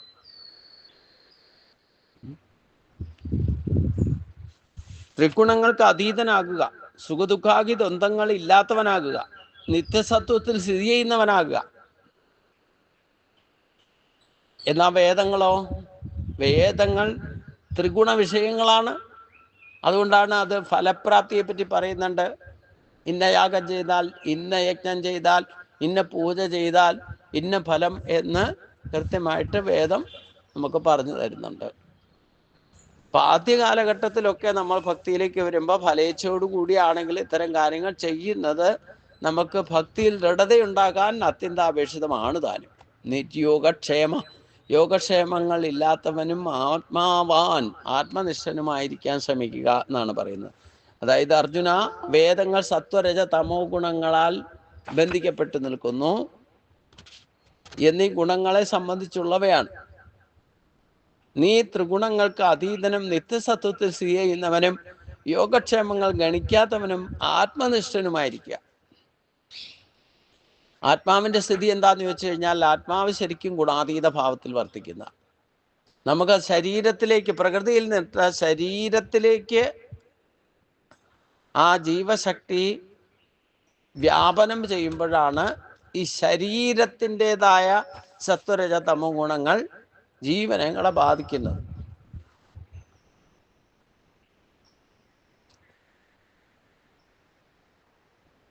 യഥാർത്ഥത്തിൽ ആത്മാവിൻ്റെ സായിയായ രൂപം ഗുണാതീത ഭാവമാണ്. കാരണം ഈശ്വരനിൽ നിന്ന് ഉണ്ടായിട്ടുള്ള അംശമാണ് അത്, ഗുണാതീത ഭാവം തന്നെയാണ്. പക്ഷെ അത് ശരീര സംബന്ധമാകുമ്പോഴത്തേനും അവിടെ ഈ കലർപ്പ് ചേരും. കാരണം ഈ ശരീരം ഉണ്ടാക്കുന്നതിൽ ഒരു ഘടകം മൂലപ്രകൃതിയ, സത്വരജ തമോ ഗുണങ്ങളുടെ കലർപ്പിനെയാണ് ഇവിടെ മൂലപ്രകൃതി എന്ന് പറയുന്നത്. അപ്പൊ അതിൽ ഒരു ഘടകമാണ്. അത് ചേരാതെ ശരീരത്തെ നിലനിർത്താനോ അതിന് ജനിക്കാൻ സാധ്യമല്ല. ജനിച്ചാൽ നിലനിൽക്കണം, അത് പിന്നീട് ലയിക്കണമെങ്കിലും ഈ അവസ്ഥാത്രയം സംഭവിക്കണമെങ്കിൽ നമ്മൾ ജനിച്ച പോലെ അല്ല ഇപ്പൊ ഇരിക്കുന്നത്. മാറ്റങ്ങൾക്ക് വിധേയമാണ്. അവസ്ഥാത്രയം സംഭവിച്ചുകൊണ്ടായിരിക്കണം. അപ്പൊ അതുകൊണ്ട്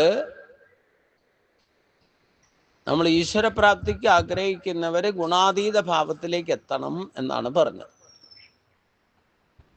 എന്നാൽ വേദങ്ങളൊക്കെയോ സത്വരജ തമോ ഗുണങ്ങളിൽ അധിഷ്ഠിതമാണ്. അത് അതിലുള്ള വിഷയങ്ങളും ഈ ഗുണസംബന്ധമാണ്. നീ ത്രിഗുണങ്ങൾക്ക് അതീതനാകുക. നമ്മൾ ഈശ്വരപ്രാപ്തി ആഗ്രഹിക്കുന്നുണ്ടോ, നമ്മളും 3 ഗുണങ്ങളെയും അതിജീവിക്കാം. ആദ്യം അതിജീവിക്കേണ്ട എങ്ങനെയാ? തമോ ഗുണത്തെ രജോ ഗുണം കൊണ്ടും, രജോ ഗുണത്തെ സത്വഗുണം കൊണ്ടും, സത്വഗുണത്തെ അറിവ് കൊണ്ടും ജയിക്കണം. ഈ അറിവെന്ന് പറയുന്നത് തന്നെ ഇതൊക്കെ തിരിച്ചറിയുന്ന അറിവ് തന്നെയാണ്. അത് വേദാംശമാണ്. വേദത്തെ തന്നെ അറിവെന്നാ പറയാ.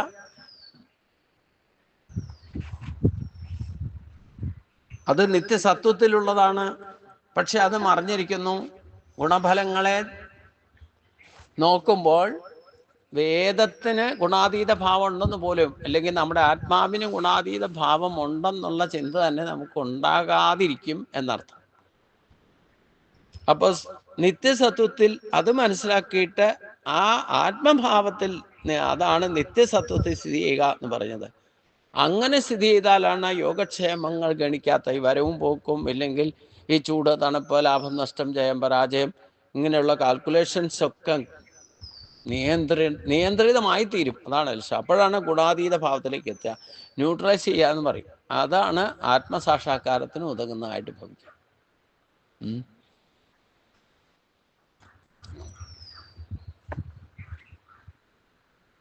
ഈ സത്വരജ തമോ ഗുണങ്ങളുടെ പ്രഭാവം കൊണ്ടാണ് നമ്മൾ കൂടുതലും ഈ ഭൗതിക ഭോഗസുഖങ്ങളുടെ പ്രാപ്തിക്ക് വേണ്ടിയിട്ടാണ് ഈശ്വരനെ പോലും ഭജിക്കുന്നത്. അത് ഗുണാതീത ഭാവത്തിലേക്ക് എത്തിയാലോ പിന്നെ ഈ ഭോഗസുഖങ്ങൾക്ക് വേണ്ടിയിട്ട് ഈശ്വരനെ ഒരിക്കലും സമീപിക്കില്ല. അങ്ങനെ അവസ്ഥയിലേക്ക് എത്തും.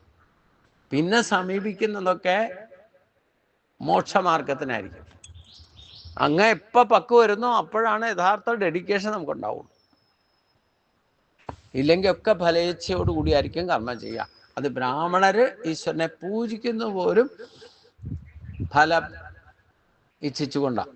ഇത്ര കിട്ടണം എന്ന് പറഞ്ഞാലേ, ഇത്ര കിട്ടിയാലേ ചെയ്യുള്ളൂ. എന്നാൽ ഡെഡിക്കേഷൻ, യഥാർത്ഥ ഡെഡിക്കേഷൻ എന്ന് പറഞ്ഞാൽ ഫലേച്ഛയില്ലാതെ ഡെഡിക്കേറ്റഡ് ആയിട്ട് പൂർണ്ണ ഇൻവോൾവ് ആയി ശ്രദ്ധയായിട്ട് നമ്മളെ ഏൽപ്പിക്കുന്ന ജോലി കൃത്യമായിട്ട് ചെയ്യുക. അതിൽ നിന്ന് ഫലം കിട്ടരുതെന്നൊന്നും ഭഗവാൻ പറഞ്ഞിട്ടില്ല. പക്ഷെ നമുക്ക് യഥാർത്ഥ ഡെഡിക്കേഷൻ പ്രീ കണ്ടീഷൻ വെച്ചുകൊണ്ട് എനിക്ക് ഇത്ര കിട്ടിയാലേ ചെയ്യുമെന്ന് പറയുമ്പോൾ അത് ഡെഡിക്കേഷനല്ല. നമ്മൾ ആദ്യം ഫലിച്ചില്ലാതെ കർമ്മം പൂർണ്ണ ശ്രദ്ധയോടെ ചെയ്യുക. അത് നന്നായിട്ട് ചെയ്തു എന്ന് കണ്ടാൽ അതിൻ്റെ യജമാനൻ നമുക്ക് നമ്മൾ പ്രതീക്ഷിക്കാതെ ചിലപ്പം കിട്ടിയെന്നിരിക്കും. നിങ്ങൾ കണക്ക് പറഞ്ഞതേ കിട്ടുള്ളൂ. നിങ്ങൾ പണിയെടുക്കുന്നതും കണക്കനുസരിച്ചായിരിക്കും, സമയമൊക്കെ നോക്കിയിട്ടായിരിക്കും, ഇല്ലേ? ക്ലോസ് ചെയ്യേണ്ട സമയം 5 മിനിറ്റ് മുമ്പ് തന്നെ ക്ലോസ് ചെയ്യും. എന്നിട്ട് കയ്യും കാലും കഴിയിട്ടൊക്കെ ഇരിക്കും, 5 അടിച്ചാൽ പോകാൻ വേണ്ടിയിട്ട്. അതേസമയം ആത്മാർത്ഥമുള്ള ആളോ, അപ്പോൾ കിട്ടുന്ന ആ വിധിക്കപ്പെട്ട കൂലി നിങ്ങൾക്ക് തരും. അത് പണി ചെയ്താലും ചെയ്തില്ലേലും ഒക്കെ 5 മണിയാകുമ്പോൾ കൂലി കിട്ടും. അതേസമയം നിങ്ങൾ ചെയ്യുന്ന ജോലി ആത്മാർത്ഥമായിട്ട് ഡെഡിക്കേറ്റഡ് ആയെന്ന് പറഞ്ഞാൽ ആത്മാർത്ഥമായിട്ട് തൻ്റേതെന്ന ഭാവത്തിൽ ആത്മാർത്ഥത ചെയ്താൽ അത് ചിലപ്പം അത് ഉദ്ദേശിച്ച കാര്യം തീർക്കാൻ വേണ്ടിയിട്ട് കൃത്യം 5 മണിക്ക് നിർത്തുക, ബ്രേക്ക് ഇടുക എന്നുള്ള ഉദ്ദേശമൊന്നും അവർക്കുണ്ടാവില്ല. അവരാ എടുത്ത മണി ഭംഗിയായിട്ട് പൂർത്തീകരിക്കുന്നവരെ 5-10 മിനിറ്റ് എടുത്താൽ ചിലപ്പോൾ 20 മിനിറ്റൊക്കെ എടുക്കും, ചിലപ്പോൾ അരമണിക്കൂർ നിൽക്കേണ്ടി വരും.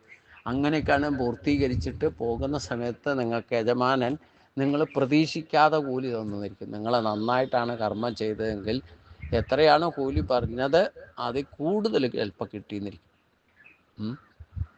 അപ്പോൾ ഇതാണ് യഥാർത്ഥത്തിൽ ഗുണാതീത ഭാവത്തിൽ കർമ്മം ചെയ്യുമ്പോഴേ, ഗുണാതീത ഭാവം നമുക്കുണ്ടാകുമ്പോഴേ ഈ ഫലേച്ഛയില്ലാതെ കർമ്മം ചെയ്യാനുള്ള പ്രേരണ തന്നെ ഉണ്ടാകും. ഇല്ലെങ്കിൽ ഭൗതിക ഭോഗസുഖങ്ങളിൽ ഫലേച്ഛയോടെയാണ് കർമ്മം ചെയ്യാനുള്ള ആ രജോ ഗുണത്തിൻ്റെ ആധിക്യം കൊണ്ട് അങ്ങനെ കർമ്മം ചെയ്യും മനുഷ്യൻ. അതുകൊണ്ടാണ് എന്ത് ചെയ്താലും എന്ത് കിട്ടും എന്നാലോചിക്കാൻ. അത് ആ കർമ്മം ചെയ്യാൻ പോകുന്നതിന് മുമ്പ് തന്നെ എനിക്കെന്ത് കിട്ടും എന്നുള്ള ആലോചിക്കും. അതാ കുഴപ്പം. ഇപ്പൊ ഗീതയൊക്കെ പഠിച്ചിട്ട് ഇപ്പൊ എന്താ കാര്യം എന്ന് ചോദിച്ചാൽ ഫലിച്ചായല്ലോ. അത് ഇതൊക്കെ പഠിച്ചിട്ട് എനിക്കിപ്പോ എന്താ പ്രയോജനം?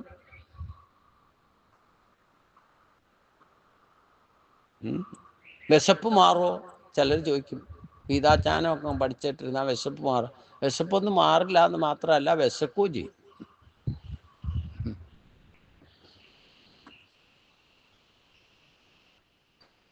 ചിലപ്പോൾ ഉറക്കവും വരും. മനസ്സിലായില്ലേ? താല്പര്യത്തോടെ അല്ല കേൾക്കുന്നുണ്ടെങ്കിൽ വേഗം ഉറക്കം വരും. നമുക്ക് പഠിക്കാൻ ബുദ്ധിമുട്ടുള്ളതും കടിച്ചാൽ പൊട്ടാത്തതും മനസ്സിലാകാത്തതും ഒക്കെ വായിച്ചാൽ വേഗം ഉറക്കം വരും. സ്ലീപ്പിംഗ് പിൽസിൻ്റെ ഗുണം കിട്ടും. മനസ്സിലായില്ലേ? അപ്പം അതുകൊണ്ട് ഈ വേദങ്ങൾ എന്ന് പറയുന്നത് തന്നെ പ്രകൃതിദത്തമാണ്. അവിടെയും വേദത്തിൽ സ്തുതിക്കുന്നതൊക്കെയാ സൂര്യനെയും ചന്ദ്രനെയും വരുണനെയൊക്കെയാ. അത് പ്രകൃതിദത്തമാണ്. പ്രകൃതിദത്തമായതുകൊണ്ട് പ്രകൃതിയിലുള്ള ശക്തികളെ പോഷിപ്പിക്കാൻ വേണ്ടിയിട്ടാണ് വേദങ്ങൾ. ആ പോഷിപ്പിക്കുക എന്ന് പറഞ്ഞാൽ എന്താ? സത്വരജ തമോ ഗുണങ്ങളെ പോഷിപ്പിക്കുക ചെയ്യുക. നിങ്ങൾ പൂജാതി കർമ്മങ്ങളോ യാഗാദി കർമ്മങ്ങളോ ഒക്കെ ചെയ്താൽ ഈ പ്രകൃതി തത്വങ്ങളെ പോഷിപ്പിക്കുക ചെയ്യുക. പ്രകൃതി തത്വങ്ങളെ പോഷിപ്പിക്കുക എന്ന് പറഞ്ഞാൽ അതിൻ്റെ ഗുണം എന്ന് പറയുന്നത് സത്വരജ തമോ ഗുണങ്ങളാണ്.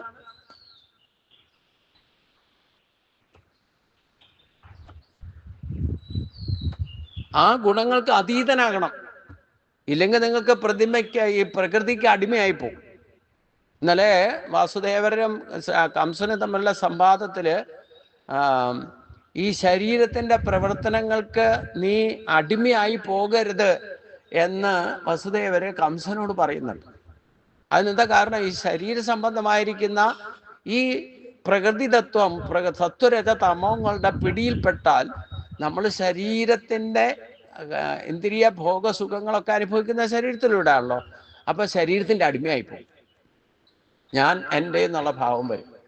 പിന്നെ എനിക്കത് വേണം, ഇത് വേണം, എനിക്ക് സുഖിക്കണം, ഞാൻ ഇനി സുഖിക്കും, എങ്ങനെയൊക്കെയുള്ള ഭാവം വരുന്നത് ഈ സത്വരജ തമോകൾ. നമുക്ക് ഏത് തരത്തിലുള്ള സുഖം, ഭൗതികമായിക്കോട്ടെ ആത്മീയമായിക്കോട്ടെ, നിങ്ങൾക്ക് സുഖം അനുഭവിക്കണമെങ്കിൽ സത്യഗുണത്തിൻ്റെ പ്രഭാവത്തിൽ പറ്റുള്ളൂ. ആ സത്വഗുണത്തിൻ്റെ സുഖം അനുഭവിക്കണമെങ്കിൽ രജോ ഗുണം കൊണ്ട് കർമ്മം ചെയ്യണം. സ്വല്പാഭ്യസ ധർമ്മസ്യ ത്രായതോ മഹതോ ഭയാൻ. അല്പമാത്രമായാലും കർമ്മത്തിൻ്റെ ശ്രേഷ്ഠതയുണ്ടെങ്കിൽ നിങ്ങൾക്ക് സുഖം അനുഭവിക്കാൻ സാധിക്കും. പക്ഷേ അത് തമസിൻ്റെ കലർപ്പും കൂടെ വന്നാലോ, അവിടെയാണ് പ്രശ്നമുള്ളത്. അത് കാരണം പ്രകൃതിയിൽ ഏറ്റവും കൂടുതലുള്ള ഗുണം തമോ ഗുണമാണ്.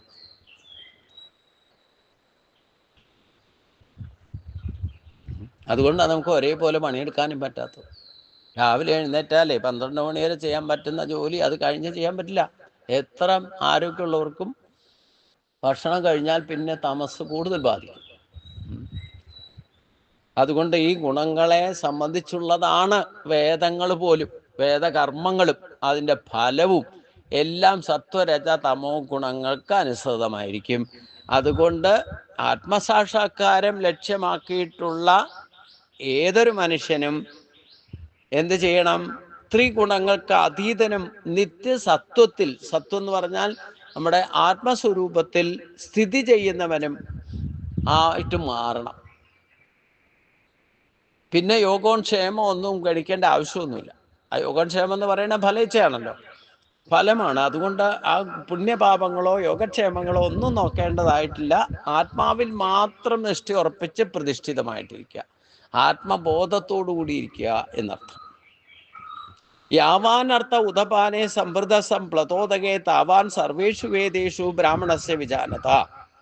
ഇപ്പം ഈ ആത്മനിഷ്ഠനായിരിക്കുന്നതിൻ്റെ ഒരു പ്രതീകാത്മക ഭാവമാണ് നമ്മൾ ചെയ്യുന്ന ധ്യാനം. കുറച്ച് നേരത്തേക്കാണെങ്കിലും ആത്മനിഷ്ഠനായിട്ടിരിക്കുന്നതിൻ്റെ ഒരു പ്രക്രിയയാണ്. അത് സ്ഥിരമായിട്ട് ചെയ്താൽ നമുക്ക് അതിൽ ആനന്ദം കണ്ടെത്താൻ തുടങ്ങിക്കഴിഞ്ഞാൽ നിങ്ങൾക്ക് രാവിലെ മാത്രമല്ല വൈകുന്നേരം ചെയ്യണമെന്ന് തോന്നും. പിന്നെ എപ്പോൾ ഗ്യാപ്പ് കിട്ടിയാലും അങ്ങനെ ഇരിക്കാനായിരിക്കും സുഖം. ഇതാണ് ആത്മനിഷ്ഠനായിരുന്നാൽ. ആത്മാവിൻ്റെ സ്വരൂപം എന്താ? ശാന്തിയാണ്, സ്വസ്ഥമാണ്. അപ്പം അതുകൊണ്ട് ആ സ്വസ്ഥതയിലേക്ക്, ആ ക്ലിയറൻസിലേക്ക് നമുക്ക് എത്താൻ സാധിക്കണം എന്നുള്ളതാണ് ഇവിടെ സൂചിപ്പിക്കുന്നത് ഭഗവാൻ. അതുകൊണ്ട് യാവാനർത്ഥ ഉദപാനെ സമൃദ്ധ സംപ്ലതോദകേ. ആരോ അവിടെ ഗേറ്റിൽ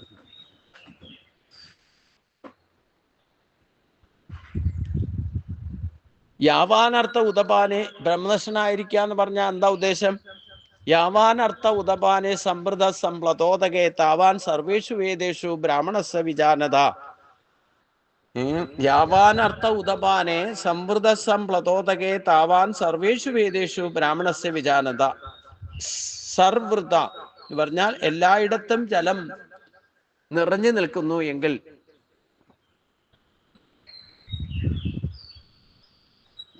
എല്ലായിടത്തും ജലം നിറഞ്ഞു നിൽക്കുകയാണെങ്കിൽ, മഹാപ്രളയമാണ് വന്നിരിക്കുന്നുണ്ടെങ്കിൽ അവിടെ കിണറും കുളവും ജലാശയങ്ങളും എല്ലായിടത്തും ജലം നിറഞ്ഞു നിൽക്കുകയാണെന്നുണ്ടെങ്കിൽ പിന്നെ ഈ കിണറിനും കുളത്തിനും ജലാശയങ്ങൾക്കും മറ്റ് ജലാശയങ്ങൾക്കും എന്താ പ്രസക്തി ഉള്ളത്? എല്ലായിടത്തും ജലം നിറഞ്ഞു നിൽക്കുകയാണെന്നുണ്ടെങ്കിൽ ഇത്ര കിണറുണ്ട് അതിനിടയ്ക്ക്, ഇല്ലേ കുളമുണ്ട് എന്ന് പറഞ്ഞാൽ എല്ലായിടത്തും ജലം നിറഞ്ഞു നിൽക്കുകയാണെന്നുണ്ടെങ്കിൽ പിന്നെ ഈ കിണറിനും കുളത്തിനും ഒക്കെ എത്രയുണ്ടെങ്കിലും അതിന് ഒരു പ്രസക്തിയില്ല.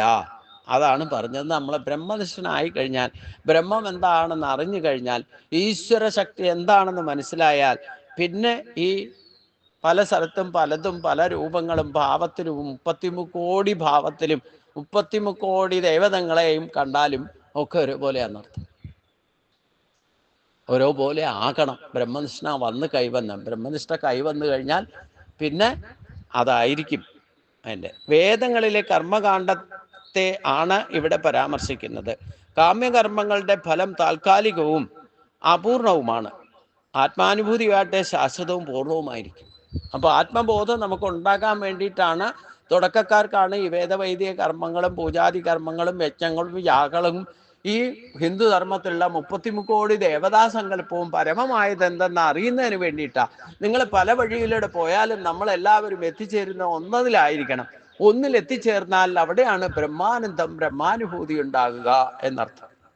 അപ്പൊ വേദങ്ങളിലെ കർമ്മകാണ്ഡങ്ങളെയാണ് ഇവിടെയും പരാമർശിക്കുന്നത്. കാമ്യകർമ്മങ്ങളുടെ ഫലം താൽക്കാലികവും അപൂർണവുമാണ്. അതാണ് പ്രേയസ് എന്ന് പറഞ്ഞത്. എന്നാൽ ശ്രേയസ്സായിട്ടിരിക്കുന്നത് എന്താ? ആത്മാനുഭൂതിയാണ്. ആത്മ അനുഭൂതിയാണ് ശാശ്വതവും പൂർണ്ണവുമായിരിക്കുന്ന സുഖം നൽകുന്നത് എന്ന് പറയുന്നു. വേദങ്ങളിലെ കർമ്മകാണ്ഡങ്ങളിലെയാണ് ഇവിടെയും ഭഗവാൻ പരാമർശിച്ചിരിക്കുന്നത് എന്ന് സൂചിപ്പിക്കുന്നു. അതിന് ഉദാഹരണം പറഞ്ഞാൽ എന്താ? എല്ലായിടത്തും ജലം നിറഞ്ഞു നിൽക്കുകയാണെന്നുണ്ടെങ്കിൽ അവിടെ കിണറും കുളമൊക്കെ ഉണ്ടായിട്ട് കാര്യമില്ലോ. അതുപോലെ 33 കോടി ദേവതാ സങ്കല്പങ്ങളെയും ഒന്നിലേക്ക് അനുഭൂതിയായിട്ട്, ആത്മാനുഭൂതിയായിട്ട് പരിണമിക്കാൻ, ഒന്നിൽ നിന്നാണ് പലതായി തീർന്നിരിക്കുന്നത്, പലത് തന്നെയാണ് ഒന്നായിട്ട് വർദ്ധിക്കുന്നത്. അതായത് അദ്വൈതാമൃതവർഷിണിയും ഭഗവതിയും അഷ്ടാദശാധ്യായം. അദ്വൈതമായിരിക്കുന്ന ഈശ്വരശക്തിയെ, അതിന് രണ്ട് ഭാവമില്ല. ഈശ്വരശക്തിക്ക് ബ്രഹ്മത്തിന് ഒരൊറ്റ ഭാവമുള്ളൂ. അത് സ്വയം തന്നെ ആത്മാനന്ദ ഭാവത്തിലാണ് വർദ്ധിക്കുക. അതുകൊണ്ട് ആത്മാനുഭൂതിയിലേക്ക് എത്തുന്ന ആ ഒരു ഭാവത്തെ നമ്മൾ എത്തിയാൽ അതാണ് ഗുണാതീത ഭാവം. പിന്നെ ഈ 33 കോടി ദേവതാ സങ്കല്പമോ ഈ വേദങ്ങളിൽ പറയുന്ന കർമ്മകാണ്ഡങ്ങളോ ഒന്നും ബാധകമല്ല എന്നർത്ഥം. നമ്മൾ സത്യത്തെ മനസ്സിലാക്കാൻ വേണ്ടിയിട്ടാണ് ഇതൊക്കെ ചെയ്യുന്നതെന്നോ ലക്ഷ്യബോധം ഉണ്ടായിരിക്കണം. ഈ ലക്ഷ്യമില്ലാതെ ഭൗതിക ഭോഗസുഖങ്ങൾക്ക് വേണ്ടിയിട്ട് ചെയ്യുന്നതൊക്കെ പ്രേയസ്സായിരിക്കും. താൽക്കാലിക ഫലങ്ങളെ കിട്ടുള്ളൂ. ആ വ്യത്യാസം മനസ്സിലാക്കണം. പ്രേയസും ശ്രേയസ്സും വ്യത്യാസം എന്താണെന്ന് മനസ്സിലാക്കാത്തവരാണ് കൂടുതൽ കുടുങ്ങുന്നത്. പലർക്കും അറിയില്ല. ഞാൻ ക്ഷേത്രങ്ങളിൽ പ്രഭാഷണം നടത്തുമ്പോഴും വലിയ നിറഞ്ഞിരിക്കുന്ന സത്സംഗത്തിലാണേലും വേണ്ടില്ല, എന്താണ് പ്രേയസ്, എന്താണ് ശ്രേയസ് എന്ന് അവിടെയുള്ള ജീവനക്കാർക്ക് പോലും അറിയില്ല. പിന്നെ ഇപ്പം ബാക്കിയുള്ളവരുടെ കാര്യം പറയണം. എന്താണ് പ്രേയസ്, ശ്രേയസ് എന്ന് അറിയില്ല. എന്താണ് ശ്രേയസ് എന്നും അറിയില്ല. പ്രേയസ് എന്ന് പറയുന്നത് ഈശ്വരനെ പൂജിച്ചിട്ട് വേദവൈദ്യ മാർഗത്തിൽ തന്നെ നമ്മൾ പൂജകളോ യജ്ഞങ്ങളോ യാഗങ്ങളോ ഒക്കെ ചെയ്തിട്ട് അതിൽ നിന്ന് കിട്ടുന്ന ഫലങ്ങളെയാണ് പ്രേയസ് എന്ന് പറയുക. അത് പ്രത്യക്ഷമായിരിക്കും. കുറച്ചു കാലത്തേക്ക് കുറേ കഴിയുമ്പോൾ അത് അപ്രത്യക്ഷമാകും. എന്തുണ്ടായിട്ട് നശിക്കുന്നോ ഇല്ലാതെയാകുന്നോ അതാണ് പ്രേയസ്. നമ്മുടെ ശരീരം പോലും പ്രേയസ്സാണ്, അതുണ്ടായിട്ട് നശിക്കുന്നതാണ്. ഇങ്ങനെ മനസ്സിലാക്കണം. എന്നാൽ ഒരിക്കലും നശിക്കാത്തത് എന്താ? ശ്രേയസ്സായിട്ടുള്ളത് നമ്മുടെ ആത്മാവാണ്. അതിനെ സാക്ഷാത്കരിക്കാൻ ശ്രമിക്കൂ. നശിക്കാത്തത്, ഒരു മാറ്റങ്ങൾക്ക് വിധേയമല്ലാതിരിക്കുന്നത്, എന്തിൽ നിന്നാണോ നമ്മൾ പൂർണ്ണമായിട്ടും പല രൂപങ്ങളിലും പല ഭാവങ്ങളിലും പല നാമരൂപങ്ങളിലും പല സംസ്കാരത്താലും പല രീതിയിലും പല ദേശത്തും വന്ന് ജനിച്ചിട്ടുണ്ടെങ്കിൽ അതെല്ലാം ഒന്നിൽ നശിക്കാത്ത ഒന്നിൽ നിന്നാണ് ഉണ്ടായത്. ആ ഒന്നിലേക്ക് എത്തണം എന്നർത്ഥം. അതുവരെ സമാധാനം എന്ന് പറയുന്നത് ഒരിക്കലും ഉണ്ടാവില്ല. നമ്മളൊരു 10 രൂപ ഒരാളുടെ അടുത്ത് നിന്ന് കടം മേടിച്ചാൽ അത് നമ്മൾ തന്നെ സ്വരൂപിച്ച് കൊണ്ടു കൊടുക്കാത്തിടത്തോളം കാലം നിങ്ങൾക്ക് സമാധാനം എന്ന് പറയുന്നത് ഉണ്ടാകില്ല. ഇതേപോലെ നമുക്ക് കടമായിട്ട് തന്നിരിക്കുന്നതാണ് ജീവാത്മാവ്. അത് ശരീരമാകുന്ന വസ്തുവിലേക്ക് പകർന്നു നൽകി നീ ഇഷ്ടം പോലെ കൊണ്ടു നടന്നോളാൻ പറഞ്ഞിട്ടുണ്ട്. പക്ഷേ ഇത് തിരിച്ചവിടെ എത്തിക്കാതെ കടം തീരില്ല. അതുവരെ ഇട്ട് ശാന്തിയും സമാധാനം കിട്ടുകയില്ല. അപ്പം എന്താണ് അങ്ങോട്ട് പോകേണ്ട വഴി എന്നുള്ള സാക്ഷാത്കരിക്കണം എന്നുണ്ടെങ്കിൽ അത് ശരീരത്തോടു കൂടി ഇരിക്കുമ്പോൾ തന്നെ ആത്മാനുഭൂതിയിൽ ആത്മസാക്ഷാത്കാരം നേടി ജീവൻ മുക്തഭാവം അനുഭവിച്ചാൽ മാത്രമേ ശരീരം ത്യജിച്ചാലും അത് എങ്ങോട്ടെത്തുകയുള്ളൂ? ജീവൻ മുക്തഭാവത്തിലേക്ക് എത്തുകയുള്ളൂ. അല്ലാതെ പലർക്കും തെറ്റിദ്ധാരണ എന്താന്ന് വെച്ച് കഴിഞ്ഞാൽ ഈ ജീവൻ മുക്ത ഭാവം എന്ന് പറയുന്നത്, ജീവൻ മുക്തി എന്ന് പറയുന്നത് ശരീരം അതായത് മരിച്ചിട്ടേ കിട്ടുള്ളൂ എന്നാണ്. മരിച്ചിട്ട് കിട്ടണമെങ്കിൽ ജീവിച്ചിരിക്കുമ്പോൾ തന്നെ കിട്ടണം. ജീവിച്ചിരിക്കുമ്പോൾ തന്നെ ജീവൻ മുക്ത ഭാവം നമ്മൾ അനുഭവിച്ചറിയണം. അതാണ് ആത്മനിഷ്ഠനായിരിക്കാൻ ഭഗവാൻ പറഞ്ഞത്. അത് എന്തുകൊണ്ടാണ് സാധിക്കാതിരിക്കുന്നത്? സാധിച്ചാലോ പിന്നെ ഈ ലോകത്ത് എന്ത് സംഭവിച്ചാലും ഏത് വിഷയങ്ങൾ വന്ന് ഭവിച്ചാലും നിങ്ങൾ ഇരിക്കുന്ന പോലെ തന്നെ പ്രസന്ന ചിത്രം. ഗുരുവായൂരപ്പന് എന്ത് സംഭവിച്ചാലും ഇപ്പൊ ഭണ്ണാരം 1 കോടി രൂപയുടെ ഭണ്ണാരം കത്തി എന്ന് പറഞ്ഞാൽ ഗുരുവായൂരപ്പന് അപ്പോഴും പ്രസന്ന ചിത്രം. മനസ്സിലായില്ലേ? എങ്ങനെ ഇരിക്കാൻ സാധിക്കണമെങ്കിൽ ആർക്കാ സാധിക്കുക? ബ്രഹ്മനിഷ്ഠനെ സാധിക്കൂ. തലയിൽ ബോംബ് വെച്ചാലും പതുക്കെ പൊട്ടണം, അത് പൊട്ടിയാലും ചിരിക്കും. മനസ്സിലായില്ലേ? മഹാത്മാഗാന്ധിയെ നമ്മുടെ തന്നെ കൂട്ടത്തിൽ നിന്ന് ഒരാൾ പോയിട്ട് വെടിവെച്ചിട്ട് മൂപ്പരെന്താ ചെയ്തത്? അത് വേറെ നമ്മുടെ ഇന്നത്തെ സ്വഭാവമാണെങ്കിൽ വേഗം ആരടാ എന്നെ വെടിവെച്ചെന്ന് ചോദിച്ചിട്ട് കഴുത്തിന് പിടിക്കാൻ പോകും. മൂപ്പര് ഹേ രാം എന്നും പറഞ്ഞിട്ട് ചിരിച്ചു കൊണ്ട് മറിഞ്ഞു വീണേയുള്ളൂ. ഇതാണ് ബ്രഹ്മനിഷ്ഠൻ പറയുന്നത്. ഇല്ലെങ്കിൽ എന്താ കുഴപ്പം? ചീത്ത പറഞ്ഞാൽ കഴുത്തിന് പിടിക്കാൻ പോകും അല്ലേ? എന്തെങ്കിലും നമുക്ക് ഇഷ്ടമില്ലാത്ത ഭാഷ പറഞ്ഞാൽ അത് മക്കൾ പറഞ്ഞാലും വേണ്ടില്ല, അവൻ്റെ ഒന്നെങ്കിൽ തലക്കിട്ട് കിഴക്കും, ഇല്ലെങ്കിൽ അവൻ്റെ കഴുത്തിന് പിടിക്കാൻ പോകും. അപ്പം വേദങ്ങളിലെ കർമ്മകാണ്ഡത്തെയാണ് ഭഗവാൻ പരാമർശിക്കുന്നത്. വീണ്ടും വീണ്ടും ഓർത്തിരിക്കണം. അത് കാരണം എന്താ? കാമ്യകർമ്മങ്ങളുടെ ഫലം താൽക്കാലികം, അത് പ്രേയസായിരിക്കും, അത് അപൂർണമായിരിക്കും. അതേസമയം ആത്മാനുഭൂതിയാകട്ടെ ശാശ്വതവും പൂർണ്ണവുമായിരിക്കും. അപ്പം ഗീത പഠിക്കുന്നത് തന്നെ ആത്മാനുഭൂതി നേടണം എന്ന് ആഗ്രഹിക്കുന്നവരെ പഠിച്ചിട്ട് കാര്യമുള്ളൂ. ഇവിടെ ഒരിക്കലും കാമ്യകർമ്മങ്ങൾ നേടാൻ പ്രേയസിന് വേണ്ടിയിട്ട് ഭഗവാൻ ഉപദേശിക്കുന്നേയില്ല. താൽക്കാലിക ഭോഗസുഖങ്ങൾക്ക് വേണ്ടിയിട്ട് ഒരു കാരണവശാലും ഗീതമാർഗം നൽകുന്നില്ല, മാർഗദർശനം നൽകുന്നില്ല. ഉറപ്പിച്ചോളണം, ആത്മാനുഭൂതി ആഗ്രഹിക്കുന്നവർക്ക് ആത്മസാക്ഷാത്കാരം നേടുന്നതിനുള്ള ലളിതമായ മാർഗങ്ങളാണ് ഭഗവാൻ പറഞ്ഞത്. അതുകൊണ്ടാണ് വേദവൈദിക കർമ്മങ്ങളെ പോലും ഇവിടെ വിമർശിച്ചിരിക്കുന്നത് മനസ്സിലാക്കണം. വേദത്തിൻ്റെ അധികാരിയായിരിക്കുന്ന ഭഗവാൻ പോലും ഈ വേദങ്ങളെ എന്തുകൊണ്ട് വിമർശിക്കുന്നു എന്ന് ചോദിച്ചു കഴിഞ്ഞാൽ, ഈ വേദങ്ങളെ വിമർശിക്കുകയല്ല ചെയ്യുന്നത്, അതിൻ്റെ ഗതിയാണ് പറയുന്നത്. നമ്മൾ അതിൽ മാത്രം അതിനെ അതിക്രമിക്കണം.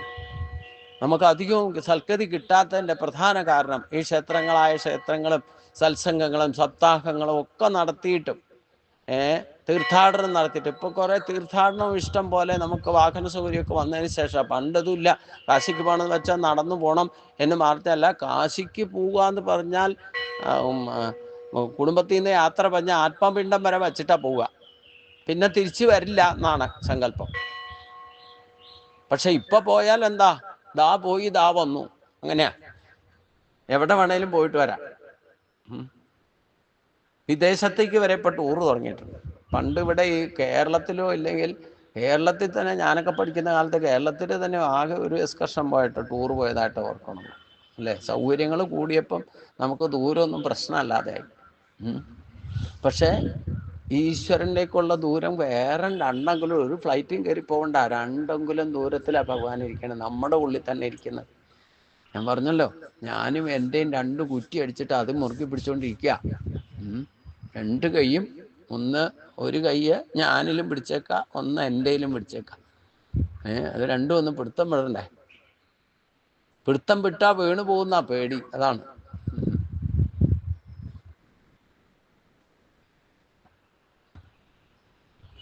ആ പിടുത്തമാണ്, ഈ ത്രിഗുണങ്ങളുടെ പ്രഭാവത്താലാണ് ഈ പിടുത്തം എങ്ങനെ നിൽക്കുന്നത് എന്ന് മനസ്സിലാക്കണം. അതുകൊണ്ട് കർമ്മകാണ്ഡത്തിന്റെ ക്ലിയറൻസിന്, കർമ്മബന്ധനം ഇല്ലാതിരിക്കാൻ വേണ്ടിയിട്ട് ഒരൊറ്റ ശ്ലോകം കൊണ്ട് പോകാൻ, അത് തത്വജ്ഞാനത്തിൻ്റെ പ്രയോജനത്തിലേക്ക്, ഈ കർമ്മബന്ധനം ഉണ്ടാകാതിരിക്കാൻ വേണ്ടിയിട്ട് ഈ ഏറ്റവും ശ്രേഷ്ഠം രാഷ്ട്രപതി തൊട്ട് ചെരുപ്പുകുത്തിക്ക് വരെ ഉപയോഗിക്കാവുന്ന രീതിയിൽ ഒരു ശ്ലോകം ഭഗവാൻ പറഞ്ഞിട്ടുണ്ട്. അതാണ് അടുത്ത ശ്ലോകം. കർമ്മണ്യേ വാ അധികാരസ്ഥേ മാ ഫലേഷു കഥാചന മാ കർമ്മഫലഹേതുർഭും മാ തേ സങ്കോസ്ത കർമ്മണി കർമ്മണി ഏവ തേ അധികാരഃ. നിനക്ക് കർമ്മം ചെയ്യുന്നതിൽ മാത്രമേ അധികാരമുള്ളൂ എന്ന് പറഞ്ഞാൽ, അതിൽ അധികാരം ഉണ്ടായിരിക്കണം, ഉത്തരവാദിത്തം ഉണ്ടായിരിക്കണം, അതിൽ താല്പര്യമുണ്ടായിരിക്കണം, ഇച്ഛാശക്തി ഉണർത്തിയിരിക്കണം. ഏത് കർമ്മം ചെയ്താലും അത് പൂർണ്ണമായിട്ട് ശ്രദ്ധയോടെ ഇൻവോൾവ്മെൻ്റ് ആയിട്ട് ചെയ്യണം എന്നർത്ഥം. അതിന് ഉള്ള ഇൻവോൾവ്മെൻറ്റിന്, ആ കർമ്മം ചെയ്യാനുള്ള അധികാരം നിനക്കുണ്ട്. അതിനാരോട് ചോദിക്കേണ്ട ആവശ്യമില്ല. പ്രത്യേകിച്ച് നല്ല കാര്യമാണ് ചെയ്യുന്നതെങ്കിൽ ആരോട് അഭിപ്രായം പോലും ചെയ്യാൻ, ഗുണദോഷങ്ങളെ തിരിച്ചറിഞ്ഞിട്ടാണ് നിങ്ങളൊരു കാര്യം ദൃഢനിശ്ചയം ചെയ്യാൻ പോകുന്നതെങ്കിൽ പിന്നെ ആരോടും അതേക്കുറിച്ച് ചർച്ച ചെയ്യേണ്ട ആവശ്യകതയില്ല. ജ്യോത്സ്യന്റെ അടുത്ത് പോയിട്ട് മുഹൂർത്തം നോക്കേണ്ട ആവശ്യകതയില്ല. ശുഭശീക്രം ഇപ്പൊ ചെയ്തോളൂ, ഈ നിമിഷം ചെയ്തോളൂ. അടുത്ത നിമിഷത്തേക്ക് നിങ്ങളുടെ ചിലപ്പോൾ മനസ്സ് വ്യതിചലിക്കും. അതുകൊണ്ടാ ശുഭശീക്രം എന്ന് പറയാം. നിങ്ങൾ രാശിവെക്കാൻ പോയാൽ ഗതി മാറും ചിലപ്പോൾ. അപ്പൊ അതുകൊണ്ട് അതിനുള്ള അധികാരം നമുക്കെല്ലാം ഉണ്ട്. ഏത് കർമ്മം ചെയ്യാനുള്ള അധികാരമുണ്ട്, എന്ത് ചെയ്യാനും അധികാരമുണ്ട്. അതിനുള്ള ഉത്തരവാദിത്തമുണ്ട്, അതിനുള്ള ഇച്ഛാശക്തി ഉണ്ടായിരിക്കണം, അതിൽ ശ്രദ്ധ ഉണ്ടായിരിക്കണം. അത് ചെയ്യുന്നതിന് 4 കാര്യങ്ങളാണ് അതിൽ പറയുന്നത്. ഒന്ന്, നമ്മുടെ ഉത്തരവാദിത്വത്താൽ ഇച്ഛാശക്തിയെ ഉണർത്തിക്കൊണ്ട് ക്രിയാശക്തിയിലേക്ക് എത്തിക്കണം. അത് ചെയ്യുമ്പോൾ ക്രിയാശക്തിയിലേക്ക് എത്തിക്കുമ്പം അത് സമർപ്പണ ബുദ്ധിയോടെ ഈശ്വരന് ആയിക്കൊണ്ട് സമർപ്പിക്കുന്ന ഭാവത്തിൽ ചെയ്യണം. മൂന്നാമത്തത്, പ്രത്യക്ഷമായിട്ടോ പരോക്ഷമായിട്ടോ ഫലേച്ഛ ഉണ്ടാകരുത്. എന്ന് പറഞ്ഞാൽ ഡയറക്റ്റ് ആയിട്ടോ ഇൻഡയറക്റ്റ് ആയിട്ടോ നിങ്ങൾ ഒരു ഫലവും ഇച്ഛിക്കാതെ ചെയ്യണം. 3 കാര്യങ്ങളായി. നാലാമത്തെ എന്താ? ഒരു കാരണം പറഞ്ഞിട്ടും ആ കർമ്മം ചെയ്യാതിരിക്കരുത്. നിങ്ങൾ നിശ്ചയിച്ച കർമ്മം, ഉത്തരവാദിത്തം ഏറ്റെടുത്ത കർമ്മം ഒരു കാരണം പറഞ്ഞിട്ടും ഉപേക്ഷിക്കരുത്. ഇപ്പൊ അർജുനൻ ചെയ്തത് ഇവിടെ എന്താ? യുദ്ധം ചെയ്യാൻ വേണ്ടിയിട്ട് തീരുമാനിച്ചു, തയ്യാറെടുത്തു, എല്ലാവരും കൂടി തീരുമാനിച്ച് ദൃഢനിശ്ചയം ചെയ്തു. എന്നിട്ട് അത് ചെയ്യേണ്ട സമയത്ത് ഞാൻ ചെയ്യില്ല എന്ന് പറഞ്ഞു. അതുകൊണ്ടാണ് ഭഗവാൻ ഇങ്ങനെ ഒരു കർമ്മതത്വം പറയേണ്ടി വന്നത്. ഒരു കാര്യം ഏറ്റെടുത്താൽ അതിന്റെ കൺസിക്വൻസീസ് ഒന്നും നോക്കണ്ട, അത് ചെയ്യണം, ശ്രദ്ധയോടെ ചെയ്യണം. അത് ഈശ്വരൻ അർപ്പിച്ച് ചെയ്യുമ്പോൾ നമ്മൾ നിമിത്തമായി മാറും. അതാണ് 4-ാം അധ്യായത്തിൽ ഭഗവാൻ കുറച്ചുകൂടെ ക്ലാരിഫൈ ചെയ്ത് വരുന്ന കർമ്മണോഖ്യ വിബോധവ്യം ബോധവ്യം ച വികർമ്മണാക. ഇപ്പോൾ ഈ നിമിഷം എന്താണ് ചെയ്യേണ്ടതെന്നുള്ള ബോധം ഉണ്ടായിരിക്കണം, എന്താ ചെയ്യാൻ പാടില്ലാത്തത് എന്താണെന്നുള്ള ബോധം ഉണ്ടായിരിക്കണം. അതാണ് ഗുണദോഷം തിരിച്ചറിഞ്ഞുകൊണ്ട് ദൃഢനിശ്ചയം ചെയ്യണമെന്ന് പറഞ്ഞത്. അത് ചെയ്താൽ അതിൻ്റെ ഉത്തരവാദിത്തം ഏറ്റെടുക്കണം. അധികാരഭാവത്തോടുകൂടി അർപ്പണബോധത്തോടെ ഫലേച്ഛയില്ലാതെ ഡെഡിക്കേറ്റഡ് ആയിട്ട് ചെയ്യണം. എന്ന് വെച്ചാൽ ഫലേച്ഛയില്ലാതെ കർമ്മം ചെയ്യാൻ പറഞ്ഞു എന്ന് പറഞ്ഞിട്ട് ആ പലരും തെറ്റായിട്ട് വ്യാഖ്യാനിക്കും. നിങ്ങൾ ചെയ്യുന്ന കർമ്മത്തിന് ഫലേച്ഛയില്ലാതെ ചെയ്യാനാണ് പറഞ്ഞത്. ഫലത്തിൽ ആഗ്രഹിക്കാതെ ചെയ്യുക, അത്ര ശ്രദ്ധയോടെ ചെയ്യുക. ഫലം കിട്ടില്ല എന്ന് എവിടെ പറഞ്ഞേക്കണേ? ഫലം കിട്ടിയാൽ അത് എടുക്കരുതെന്ന് എവിടെ പറഞ്ഞേക്കണേ? ഇഷ്ടഭോഗങ്ങൾ കിട്ടിയാൽ അനുഭവിച്ചോളാൻ പറഞ്ഞല്ലോ. അത് അനുഭവിക്കേണ്ട എങ്ങനെയാന്ന് പറഞ്ഞല്ലോ. ആർക്കെങ്കിലും മറ്റുള്ളവർക്ക് കൂടി കൊടുത്തിട്ട് അത് കഴിച്ചാൽ യജ്ഞശിഷ്ടമാകും. യജ്ഞശിഷ്ട അമൃതം ഭുജം എന്നാ പറഞ്ഞേക്കണേ. അമൃത തുല്യമാ. അപ്പോഴാണ് അത് പ്രസാദമാകുക. നിങ്ങൾക്ക് എന്ത് ഇഷ്ടഭോഗം കിട്ടിയാലും വേണ്ടില്ല, ആർക്കെങ്കിലും കൊടുത്തിട്ട് കഴിച്ചാൽ അത് ഭഗവാനെ നേദിക്കാതെ തന്നെ പ്രസാദമായി മാറും. നമ്മളിനി എന്തെങ്കിലും കൊണ്ടുപോയി നേദിച്ചാലും, നേദിച്ചിട്ട് എടുത്തിട്ട് ആർക്കും കൊടുക്കാതെ തന്നെ സ്വാഹ അടിച്ചാലോ ഭഗവാന്റെ മുമ്പിൽ കള്ളനാകും. എൻ്റെ മുമ്പിൽ കൊണ്ടുവച്ചിട്ട് നീ എടുത്തുകൊണ്ട് പോയത്, അതാണ് ഭഗവാൻ പറഞ്ഞത്. ആരൊക്കെയോ കുറേ കള്ളന്മാർ എൻ്റെ മുമ്പിൽ എന്തൊക്കെയോ കൊണ്ടുവന്ന് വെക്കുന്നു, കുറേ കള്ളന്മാർ എടുത്തുകൊണ്ട് പോകും. നമ്മൾ നേദ്യം കൊണ്ടുവച്ചിട്ട് നമ്മൾ എടുത്തുകൊണ്ട് പോരുക. അത് ആർക്കെങ്കിലും കൊടുത്തിട്ട് കഴിച്ചാൽ അതാണ് അമൃത തുല്യമാകുക, അതാണ് പ്രസാദമാകുക.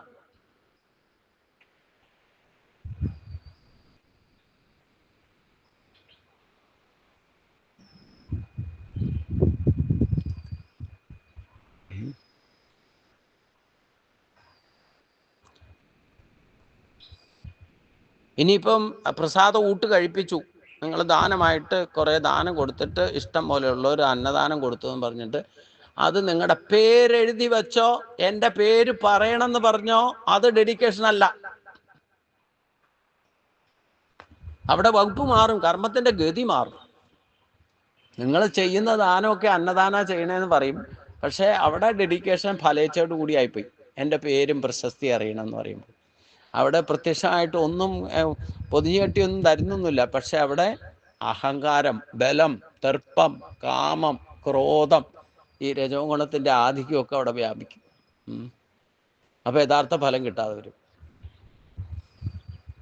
ഇവിടെയാണ് വ്യത്യാസം മനസ്സിലാക്കൊള്ളണം.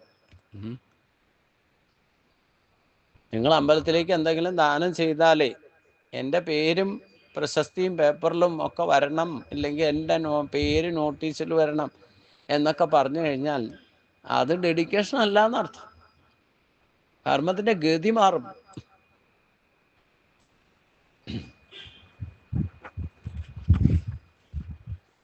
അപ്പം അതുകൊണ്ട് ഒരു കുട്ടി തന്നെ പഠിക്കാൻ പോയാൽ പഠിക്കുന്നതിലായിരിക്കണം ഉത്തരവാദിത്വം.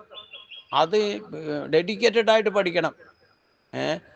അച്ഛനും അമ്മയ്ക്ക് വേണ്ടിയിട്ട്, അച്ഛനും അമ്മയും ദൈവമായി കാണാൻ വേണ്ടിയിട്ടില്ല, അവർ പറഞ്ഞയച്ചിട്ട് അവർക്ക് വേണ്ടിയിട്ടാണെങ്കിലും അവരുടെ പകരം അവർ നിയോഗിക്കപ്പെട്ടവരായിട്ട് അർപ്പണബോധത്തോടുകൂടി കർമ്മം, അവരെ തന്നെ ദൈവമായിട്ട് കാണാൻ പറഞ്ഞു. അവരെ ദൈവമായി കണ്ടുകൊണ്ട് അവർ നിങ്ങളെ പഠിപ്പിക്കുമ്പം അവർക്ക് വേണ്ടിയിട്ട് പഠിച്ചാൽ തന്നെ അതൊരു ഈശ്വര സമർപ്പണമാവും. കാരണം എന്താ?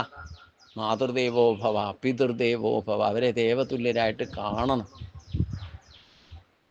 അങ്ങനെ കണ്ടുകൊണ്ട് നിങ്ങൾ ആ അച്ഛനും അമ്മയ്ക്കും വേണ്ടിയിട്ടാണ് പഠിക്കുന്നതെന്നുണ്ടെങ്കിൽ അതും ഡെഡിക്കേഷനാണ്.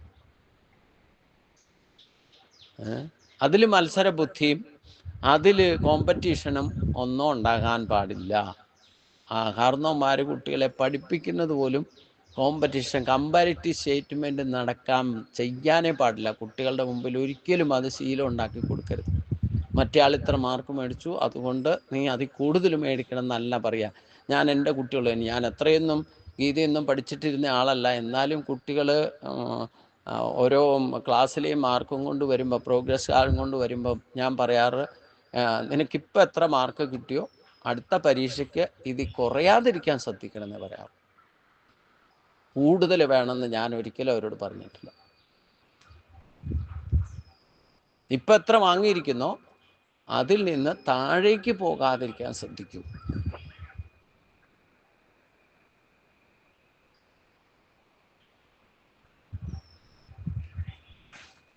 അല്ലാതെ നിന്റെ കൂട്ടുകാരൻ എത്ര മാർക്കുണ്ട്, ക്ലാസ്സിൽ എത്രയാ ടോപ്പ്, നീ എന്തുകൊണ്ടാ ടോപ്പ് മേടിക്കാത്തത് എന്നൊന്നും ഒരിക്കലും ചോദിച്ചിട്ടില്ല.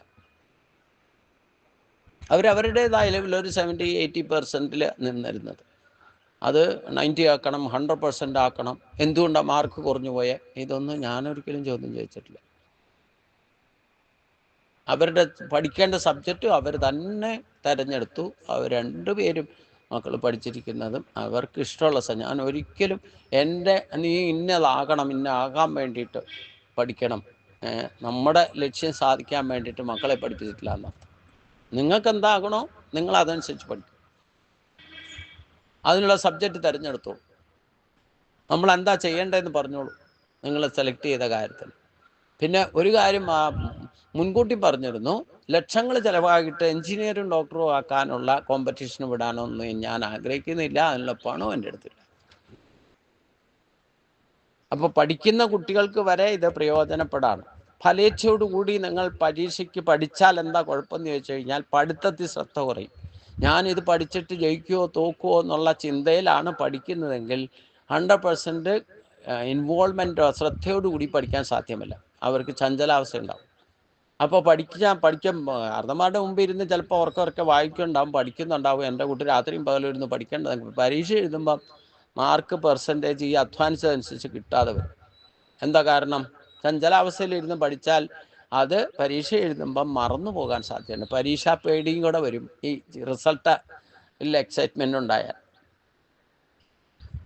അതുകൊണ്ട് ഫലിച്ച് നിങ്ങൾ പഠിക്കാനുള്ള വ്യവസ്ഥ എന്താ?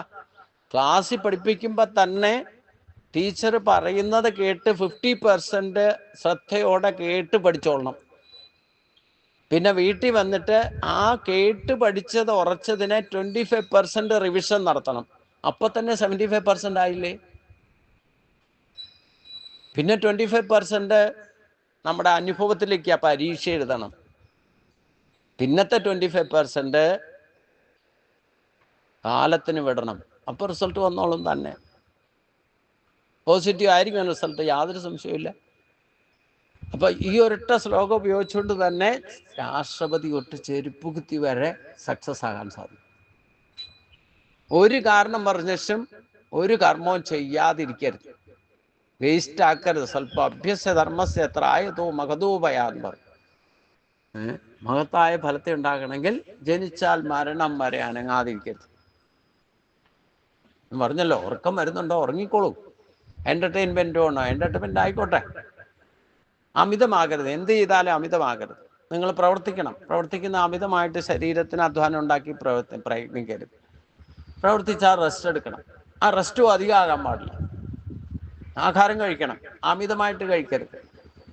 അപ്പൊ അങ്ങനെ വളരെ കൃത്യമായിട്ട് പ്രവർത്തിക്കാൻ സാധിച്ചാൽ പിന്നെയാണ് സക്സസ് ആകാൻ. അപ്പൊ ഈ ശ്ലോകം പ്രയോജനപ്പെടുത്താൻ സാധിക്കും. കർമ്മണ്യേവ അധികാരസ്ഥേ മാ ഫലേഷു കഥാചന മാ കർമ്മഫലഹേതുർഭും മാതേ സങ്കോസ്ത കർമ്മണി. ഇനി പ്രകൃതിയുടെ സ്വഭാവമാണ്, നിങ്ങൾ നന്മ ചെയ്താൽ നന്മയും തിന്മ ചെയ്താൽ തിന്മയും ഫലം ഓട്ടോമാറ്റിക്കായിട്ട് കിട്ടും. അതുകൊണ്ടാ പറഞ്ഞ പ്രകൃതിയുടെ സ്വഭാവം പ്രകൃതി ചെയ്തോളും. അതിൽ നിങ്ങൾ ഇന്റർഫയർ ചെയ്യേണ്ട ആവശ്യമൊന്നുമില്ല. നിങ്ങൾ നന്മ ചെയ്താൽ നന്മ കിട്ടും, തിന്മ ചെയ്താൽ തിന്മ വരും. റബ്ബർ ബാൻഡ് പോലെ. പിന്നെ ഇഷ്ടഭോഗങ്ങൾ കിട്ടിയാലും അത് പ്രസാദമാക്കണം എന്ന് പറഞ്ഞു. പ്രസാദമാക്കണമെന്ന് വേണം, ആർക്കെങ്കിലും കൊടുത്തിട്ട് കഴിച്ചോളൂ. എടുത്തു വെക്കരുത്. എൻ്റെ എന്നും എടുത്തു വെച്ചാൽ ഭഗവാന്റെ മുമ്പിൽ നിങ്ങൾ കള്ളനാവും. ഇതൊക്കെ എൻ്റെ എന്ന് പറഞ്ഞുകൊണ്ട് എടുത്തു വെച്ചാൽ ഞാൻ ചെയ്തു, ഞാൻ അധ്വാനിച്ചു, അതുകൊണ്ട് എനിക്ക് അവകാശപ്പെട്ടതാ, നിങ്ങളാരാ ചോദിക്കാൻ എന്നൊക്കെ ചോദിച്ചിട്ട് എടുത്തു വെച്ചാലേ അവര് ഭഗവാന്റെ മുമ്പിൽ കള്ളനാന്ന് പറഞ്ഞിട്ട് മനസ്സിലായില്ലേ? അപ്പൊ ആർക്കെങ്കിലും കൊടുക്കൂ. ആരും ഇല്ലെങ്കിൽ പട്ടിക്കും പൂച്ചയ്ക്കാണെങ്കിലും കൊടുക്കൂ, പക്ഷികൾക്ക് കൊടുക്കൂ.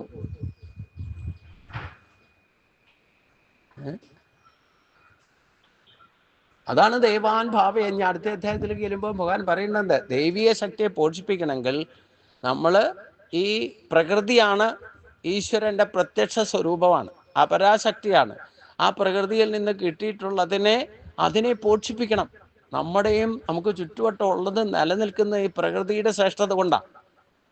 അത് പ്രകൃതിയാ തന്നെ സംരക്ഷിക്കണം.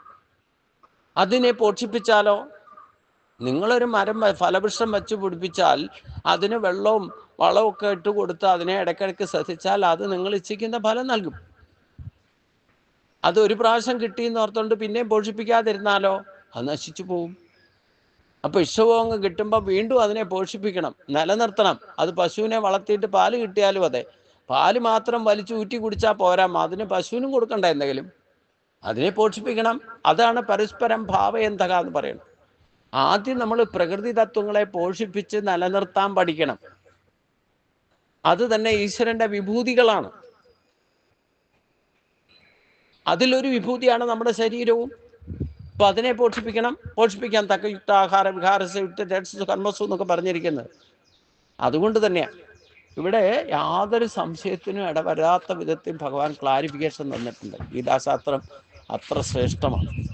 അപ്പൊ നമ്മൾ ഏത് കർമ്മം ചെയ്യുമ്പോഴും ഉത്തരവാദിത്തത്തോടെ ഇച്ഛാശക്തിയെ ഉണർത്തിക്കൊണ്ട് താല്പര്യത്തോടു കൂടി ചെയ്യുക. അത് ഈശ്വര അർപ്പണബോധത്തോടെ ചെയ്യുക. ഫലം ഇച്ഛിക്കാതെ ചെയ്യുക. ഒരു കാരണം പറഞ്ഞിട്ട് നിങ്ങൾ ഏറ്റെടുത്ത ജോലി ചെയ്യാതിരിക്കരുത്. അപ്പൊ കർമ്മം ചെയ്യുന്നതിന് മാത്രമാണ് നമുക്ക് അധികാരം.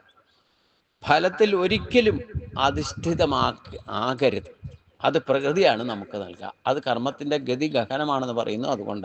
അതുകൊണ്ട് ഫലം കിട്ടണമെന്ന ആഗ്രഹത്തോടെ കർമ്മം ചെയ്യരുത്. എന്നാൽ കർമ്മം ചെയ്യാതിരിക്കുന്നതിലും നിനക്ക് താല്പര്യം ഉണ്ടാകരുത് എന്ന് വെച്ചാൽ ചെയ്യാതിരിക്കരുത് എന്നർത്ഥം. കർമ്മയോഗത്തിന്റെ അതിപ്രധാനമായിരിക്കുന്ന 4 തത്വങ്ങൾ ഈ ഒറ്റ ശ്ലോകത്തിൽ അടങ്ങുന്നു. കർമ്മയോഗിക്ക് കർമ്മ നിർവഹണത്തിലായിരിക്കണം ശ്രദ്ധ. ഫലം എന്താവും എന്നതിനെക്കുറിച്ച് ഉത്കണ്ഠ ഒരിക്കലും പാടില്ല. അതുകൊണ്ടാണ് ഫലേച്ഛയില്ലാതെ ചെയ്യണം എന്ന് പറഞ്ഞത്. ഉത്കണ്ഠ എന്ന് പറഞ്ഞാൽ അതുകൊണ്ട് ഡിപ്രഷൻ ഉണ്ടാകാൻ, ഇല്ലെങ്കിൽ നമ്മൾ വ്യാകുലത ഉണ്ടാകാൻ സാധ്യതയുണ്ട്. ഒരു പ്രത്യേക ഫലം ആഗ്രഹിച്ച് കർമ്മം ചെയ്യുന്നവനായി തീരരുത്. ഒരിക്കലും കർമ്മത്തിൽ വിമുഖത കാണിക്കാനും പാടില്ല. ഒരിക്കലും അനങ്ങാതിരിക്കരുത്. എന്തെങ്കിലും ചെയ്താൽ അത് ഡെഡിക്കേറ്റഡ് ആയിട്ട് ചെയ്യണം. അതിൽ ഫലേച്ഛ ഉണ്ടായാൽ ഡെഡിക്കേഷൻ ഇല്ല എന്ന് പറയണം. യോഗസ്ഥ കുരു കർമാണി സംഘം തിക്വാ ധനഞ്ജയ സിദ്ധ്യസിദ്ധ്യോ സമോ ഭൂത്വ സമത്വം യോഗോച്ചത്. ഈ സമത്വഭാവം ഉണ്ടായാലേ നമുക്ക് ഡെഡിക്കേഷൻ ഉണ്ടാകുള്ളൂ. ധനഞ്ജയ, ഹേ അർജുന, യോഗസ്ഥ സംഘം തിക്വാ, യോഗസ്ഥനായിട്ട് ആസക്തി ഉപേക്ഷിച്ച്, ഒന്നിനോടും ആസക്തി എന്ന് പറഞ്ഞാൽ എത്ര കിട്ടിയാലും മതി വരാത്ത ഭാവത്തെയാണ് ആസക്തി എന്ന് പറയുന്നത്. ആ ആസക്തി ഉണ്ടാകരുത്. സിദ്ധ്യസിദ്ധ്യോ സുമോഭത്ത്, കിട്ടിയാലും കിട്ടിയില്ലെങ്കിലും സമ അവസ്ഥയെ കൈവരുത്തണം, സമഭാവന കൈവരുത്തണം. കർമ്മണി കുരു, ആ സമഭാവത്തോടു കൂടി കർമ്മങ്ങൾ ചെയ്യുക. സമത്വം യോഗ ഉച്ചത്. സമഭാവം ആണ് യോഗം എന്ന് പറയപ്പെടുന്നത്. ഈ ബാലൻസിങ് ആണ് യോഗം. അതുകൊണ്ടാണ് ഈ ഗീതയിലെ അധ്യായങ്ങൾക്കെല്ലാം പറയുന്നത് എന്താ? യോഗം എന്നാ പറയുന്നത്. സമത്വം യോഗ, സമഭാവം യോഗം എന്ന് പറയപ്പെടുന്നു. അർജുന വിഷാദ യോഗം എന്ന് പറഞ്ഞാൽ എന്താ? ഈ സമാവസ്ഥ കൈവരുത്താത്ത ആളാണ് അർജുനൻ. അതുകൊണ്ട് അർജുനന് വിഷാദമുണ്ടായി. ആ വിഷാദത്തെയും യോഗം എന്ന് പറഞ്ഞു. എന്ന് പറഞ്ഞാൽ നമുക്ക് എന്തെങ്കിലും സംഭവിച്ചാലേ നമ്മൾ ആൾട്ടർനേറ്റീവ് എന്താണെന്ന് ആലോചിക്കും. മനസ്സിലായില്ലേ? അതൊരു യോഗ. ഒരു വഴിക്ക് പോയാൽ ഒരു ബ്ലോക്ക് ഉണ്ടായാലല്ലേ ബൈപ്പാസ് അന്വേഷിക്കൂ.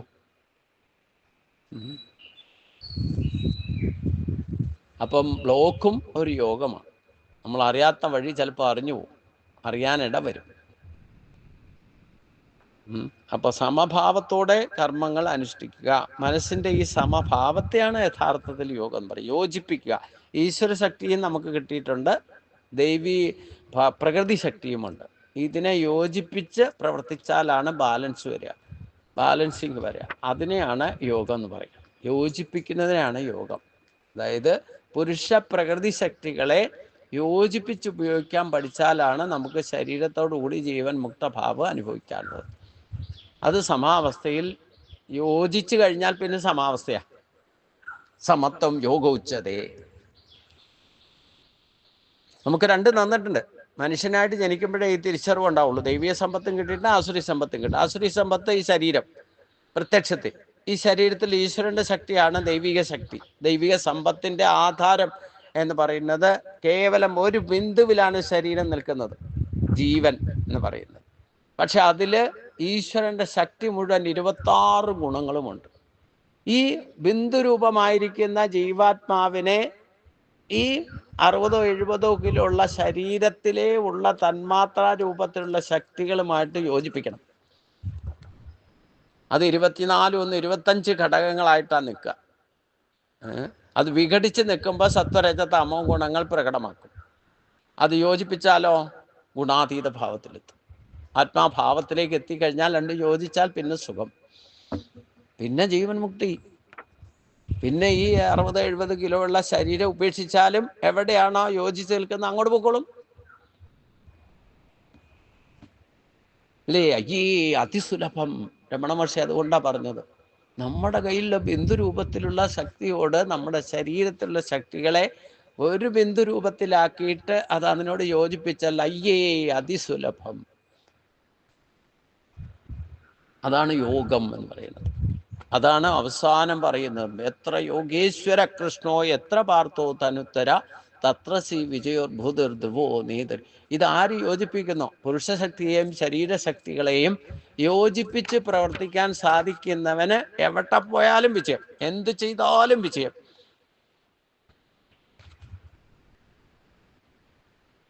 മാറ്റങ്ങൾക്ക് വിധേയമല്ലാത്ത ഒരു ശക്തിയുടെ ഉടമയാണ് നമ്മൾ.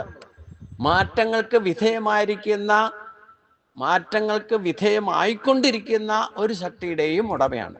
ഈ രണ്ട് ശക്തികളെയും യോജിപ്പിച്ചാൽ അദ്വൈതാമൃതവർഷിണി. പിന്നെ രണ്ടില്ല.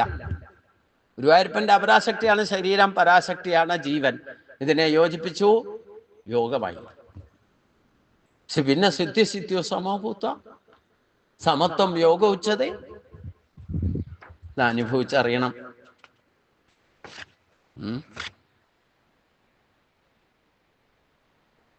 ആ സമഭാവന കൊണ്ടുവരണം. അത് വരാൻ തുടങ്ങുമ്പോൾ, യോജിക്കാൻ തുടങ്ങിക്കഴിഞ്ഞാൽ നമുക്ക് സിദ്ധ്യോ സമഭൂത എന്നുള്ളത് കിട്ടിയാലും ശരി, കിട്ടിയില്ലെങ്കിലും ശരി, ഒന്നിലും ഭ്രമിക്കാതിരിക്കുന്ന വളരെ പ്രസന്നചിത്തനായിരിക്കുന്ന ഒരവസ്ഥയിലേക്ക് നമുക്ക് എത്താൻ സാധിക്കും. ആരെങ്കിലും എന്തെങ്കിലും കൊണ്ടുവന്ന് തന്നാലും ശരി, കണ്ടില്ലേലും വേണ്ടില്ല, കിട്ടിയില്ലേലും വേണ്ടില്ല, കിട്ടിയില്ലേലും വേണ്ടില്ല. അങ്ങനെ ഒരു സമത്വ ഭാവത്തിലേക്ക് എത്തിയാൽ പിന്നെ സുഖ ജീവിതം. ഇത് അനുഭവിക്കാൻ വേണ്ടിയിട്ട് ഞാനിവിടെ ഒറ്റയ്ക്ക് വന്നിരിക്കണേ. എന്തെങ്കിലും കിട്ടിയാലും വേണ്ടില്ല, കിട്ടിയില്ലെങ്കിലും വേണ്ടില്ല, അതുകൊണ്ട് എന്താ ഫലം നോക്കില്ല. നമ്മൾ ഈശ്വരപൂജ ചെയ്ത് അതിൽ മാത്രം ഉറച്ചുകൊണ്ട് ഒരു നേരത്തെ ഭക്ഷണം കഴിച്ചുകൊണ്ട് സംതൃപ്തനായിട്ടിരിക്കാൻ സാധിക്കുന്നുണ്ടെങ്കിൽ ഇതാണ് സമത്വം യോഗ ഉച്ചത. ഓരോ ദിവസത്തെ പറ്റി പൂജാകാര്യങ്ങളിലോ അടുക്കളയിലെ കാര്യത്തിലോ ഭക്ഷണത്തിൻ്റെ കാര്യത്തിലോ എനിക്കൊരു വ്യാകുലതയില്ല. കാരണം എന്താ? സിദ്ധ്യോ സമോ ഭൂത്വ.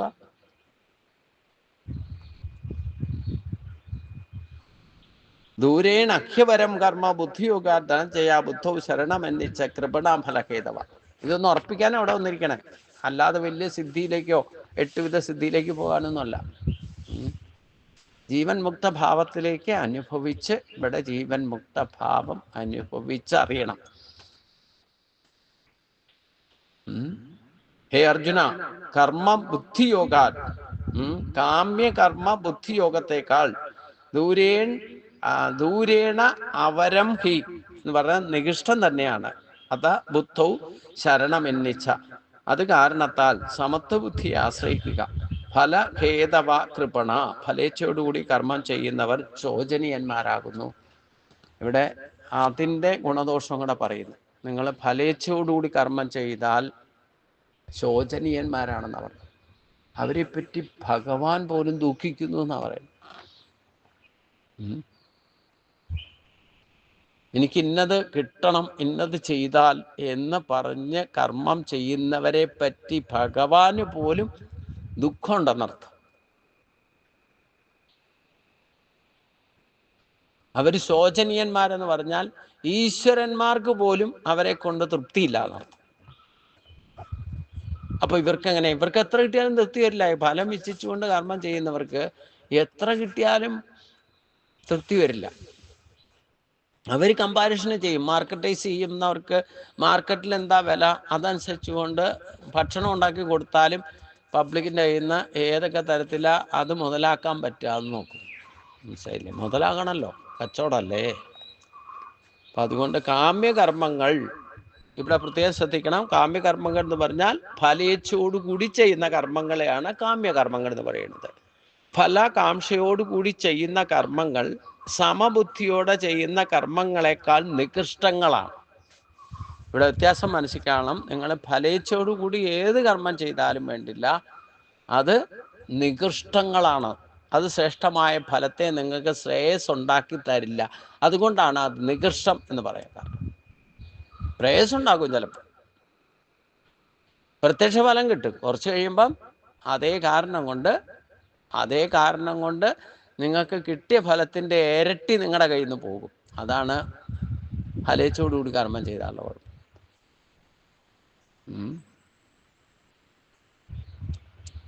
സമബുദ്ധിയോടെ ചെയ്യുന്ന കർമ്മങ്ങളെക്കാൾ നികൃഷ്ടങ്ങളാണ്. അതിനാൽ സമബുദ്ധിയെ ആശ്രയിക്കൂ അർജുന. ഫലത്തെ ആഗ്രഹിച്ചുകൊണ്ട് കർമ്മം ചെയ്യുന്നവർ ശോചനീയന്മാരാണ്, ശോച്യന്മാരാകുന്നു.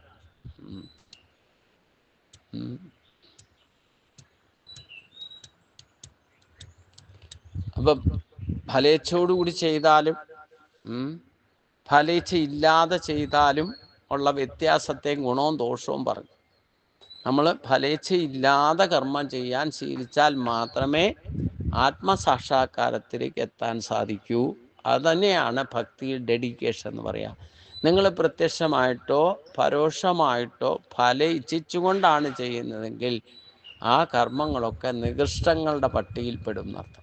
നമ്മൾ സഹസ്രനാമം ജപിച്ചാലും അതിൽ നിന്ന് എന്ത് ഫലം കിട്ടുന്ന ആഗ്രഹിച്ചുകൊണ്ട് പ്രത്യക്ഷമായിട്ടോ പരോക്ഷമായിട്ടോ ഫലേച്ഛ ഇല്ലാതെ ജപതപാദികൾ ചെയ്യുന്നുണ്ടെങ്കിൽ ഫലേച്ഛ ഇല്ലാതെ ചെയ്യണം. അപ്പോൾ സന്ധ്യാവന്ദനം ചെയ്താൽ എന്താ ഫലം എന്ന് പലർക്കും തോന്നും.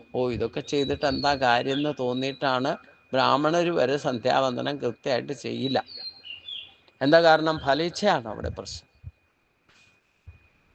ഡെഡിക്കേഷൻ ഉണ്ടെങ്കിൽ അവിടെ എന്ത് കിട്ടും കിട്ടില്ല എന്നുള്ളതല്ല. രാവിലെ എഴുന്നേറ്റ് സന്ധ്യാവന്ദനം 3 സന്ധ്യകളിലും സന്ധ്യാവന്ദനം ചെയ്യണമെന്നാണ് പറയും. ഈശ്വരൻ്റെ ശക്തി കൂടുതൽ എഫക്റ്റീവ് ആകുന്നത് ഒരു സന്ധ്യയിൽ നിന്ന് മറ്റൊരു സന്ധ്യയിലേക്ക് കടത്തിവിടുന്ന ആ കതക് തുറന്ന കൊടുക്കുന്ന സമയമുണ്ടല്ലോ, അത് അരുണോദയം എന്നൊക്കെ പറയും. ആ സമയമാണ് ഏറ്റവും ഈശ്വര ശക്തിയുടെ പ്രഭാവം ഗുണാതീത ഭാവത്തിൽ ഒരു നിമിഷത്തേക്കാണെങ്കിലും പ്രകടമാണ്. അപ്പോഴാണ് ഈ അവസ്ഥാത്രയം സംഭവിക്കുക. മാറ്റം സംഭവിക്കുന്നതിനിടയ്ക്കൊരു ഇപ്പം നമ്മൾ ശ്രദ്ധിച്ചിട്ടുണ്ടറിയാം, എല്ലാ നക്ഷത്രങ്ങളും ശ്രേഷ്ഠമായൊരു നക്ഷത്രം അഭിജിത്ത് എന്ന് പറഞ്ഞിട്ടൊരു നക്ഷത്രമുണ്ട്. അത് എല്ലാ ദിവസവും പ്രകടമാകും. പക്ഷെ അതിൻ്റെ സമയം എന്ന് പറഞ്ഞാൽ ഈ ഒരു നക്ഷത്രത്തിൽ നിന്ന് 12 മണി സമയത്ത്, ഏകദേശം 12 മണി സമയത്ത് ഒരു നക്ഷത്രത്തിൽ നിന്ന്, ഇല്ലെങ്കിൽ ഒരു സന്ധ്യയിൽ നിന്ന് മറ്റൊരു സന്ധ്യയിലേക്ക് കടക്കുന്നതിന് ഇടയ്ക്കുള്ള ഗ്യാപ്പിലാണ് അഭിജിത്ത് നക്ഷത്രം കിടക്കുക. ആ നക്ഷത്രത്തിൽ ആരും ജനിക്കാറുമില്ല അഭിജിത്ത് നക്ഷത്രത്തിൽ, അല്ലേ? കാരണം എന്താ, അത് ഒരു സെക്കൻഡ് സമയമേ ഉള്ളൂ. ആ ഗ്യാപ്പിൽ എങ്ങനെയാണ് നടക്കുക? കൃത്യം നോക്കിയിട്ടൊന്നും ജയിക്കില്ല. അതുകൊണ്ട് 27 നക്ഷത്രങ്ങളുടെ കണക്ക് എല്ലാവർക്കും അറിയുള്ളൂ. എന്നാൽ ഒരു നക്ഷത്രവും കൂടെ ഉണ്ട്, അതാണ് അഭിജിത്ത് എന്ന് പറയുക. അത് ഇടയ്ക്കൊരു ഗ്യാപ്പേ ഉള്ളൂ. ആ ഗ്യാപ്പിൽ അത് സെക്കൻഡ് സമയമാണ്. അത് ഗുണാതീത ഭാവമാണ്. അത് ഏറ്റവും ശ്രേഷ്ഠമാണ്. എന്ന് പറഞ്ഞ പോലെ ഈ ഫല ഇച്ഛയോടുകൂടി ചെയ്യുന്ന കർമ്മങ്ങളും ഫല ഇച്ഛ ഇല്ലാതെ ചെയ്യുന്ന കർമ്മങ്ങളുടെയും ഇടയ്ക്കൊരു ശ്രേഷ്ഠതയുണ്ട്. അതാണ് ജീവൻ മുക്തഭാവം. അവിടെയാണ് തുര്യാബ്ധ. 3 അവസ്ഥകൾക്കും ഉപരിയായിട്ട് 4മത്തെ ഒരവസ്ഥ തുര്യാവസ്ഥ എന്ന് പറയും. ഗുണാതീത ഭാവത്തിലെത്തുന്നവർക്കേ ആ ഒരു ഭാവം അറിയാൻ തന്നെ സാധിക്കും. അത് അവരവർക്ക് എത്തുന്നവർക്ക് മാത്രമേ അറിയാൻ സാധിക്കൂ. മറ്റൊരാൾക്ക് കാണിച്ചു കൊടുക്കാനോ കാട്ടിക്കൊടുക്കാനോ ഈ ലക്ഷണം എന്താന്ന് പറയാനോ ഒന്നും സാധ്യമല്ല എന്ന് ഭഗവാൻ പറയുന്നുണ്ട്. അതാണ് തുര്യാവസ്ഥ എന്ന് പറയുന്നത്. അപ്പൊ സമബുദ്ധിയിലാണ് അത് പ്രകടമാകുക. സമബുദ്ധി ഉണ്ടാകണേ എന്ത് വേണം? ഫലേച്ഛ ഇല്ലാതെ കർമ്മം ചെയ്യണം. ആ ഫലേച്ഛ ഇല്ലാതെ കർമ്മം ചെയ്യണമെങ്കിൽ മനുഷ്യന് രജോ ഗുണവും തമോ ഗുണവും ആധിക്യമുണ്ടെങ്കിൽ പ്രത്യക്ഷമായിട്ടോ പരോക്ഷമായിട്ടോ ജപതപാദികൾ ചെയ്താൽ പോലും, സത്സംഗത്തിന് പോയാൽ പോലും, ക്ഷേത്ര ദർശനത്തിന് പോയാലും, തീർത്ഥാടനത്തിന് പോയാലും ഒക്കെ ഫലിച്ചുണ്ടാവും.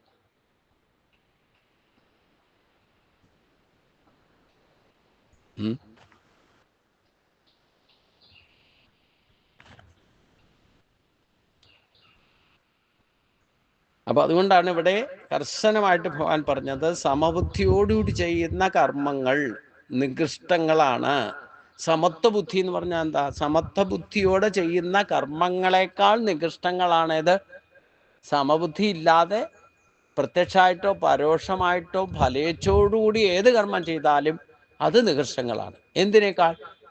ഫല ഇച്ഛിക്കാതെ കർമ്മം ചെയ്യുന്നതിനേക്കാൾ നികൃഷ്ടങ്ങളാണ്. അതുകൊണ്ട് ഫല ഇച്ഛിക്കാതെ ചെയ്യുന്ന കർമ്മങ്ങൾക്കാണ് ശ്രേഷ്ഠത.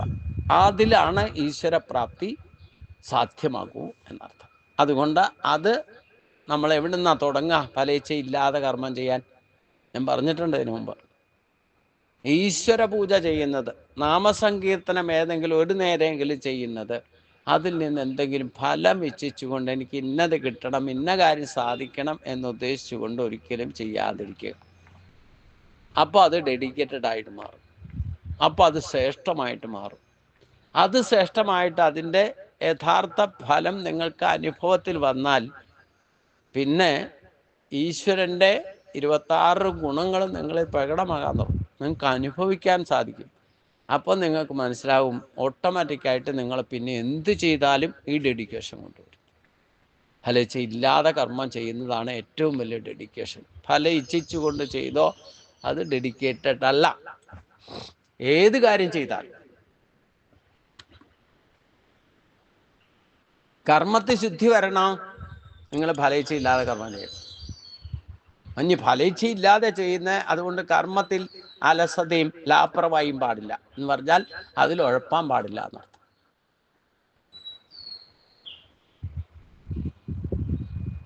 ഞാൻ ഫലമൊന്നും ഇച്ഛിക്കാതെ ചെയ്യണേ, അതുകൊണ്ട് ഇങ്ങനെയൊക്കെ മതി എന്ന് തോന്നിയിട്ടും ചിലപ്പോൾ കർമ്മം ചെയ്യും നമ്മൾ.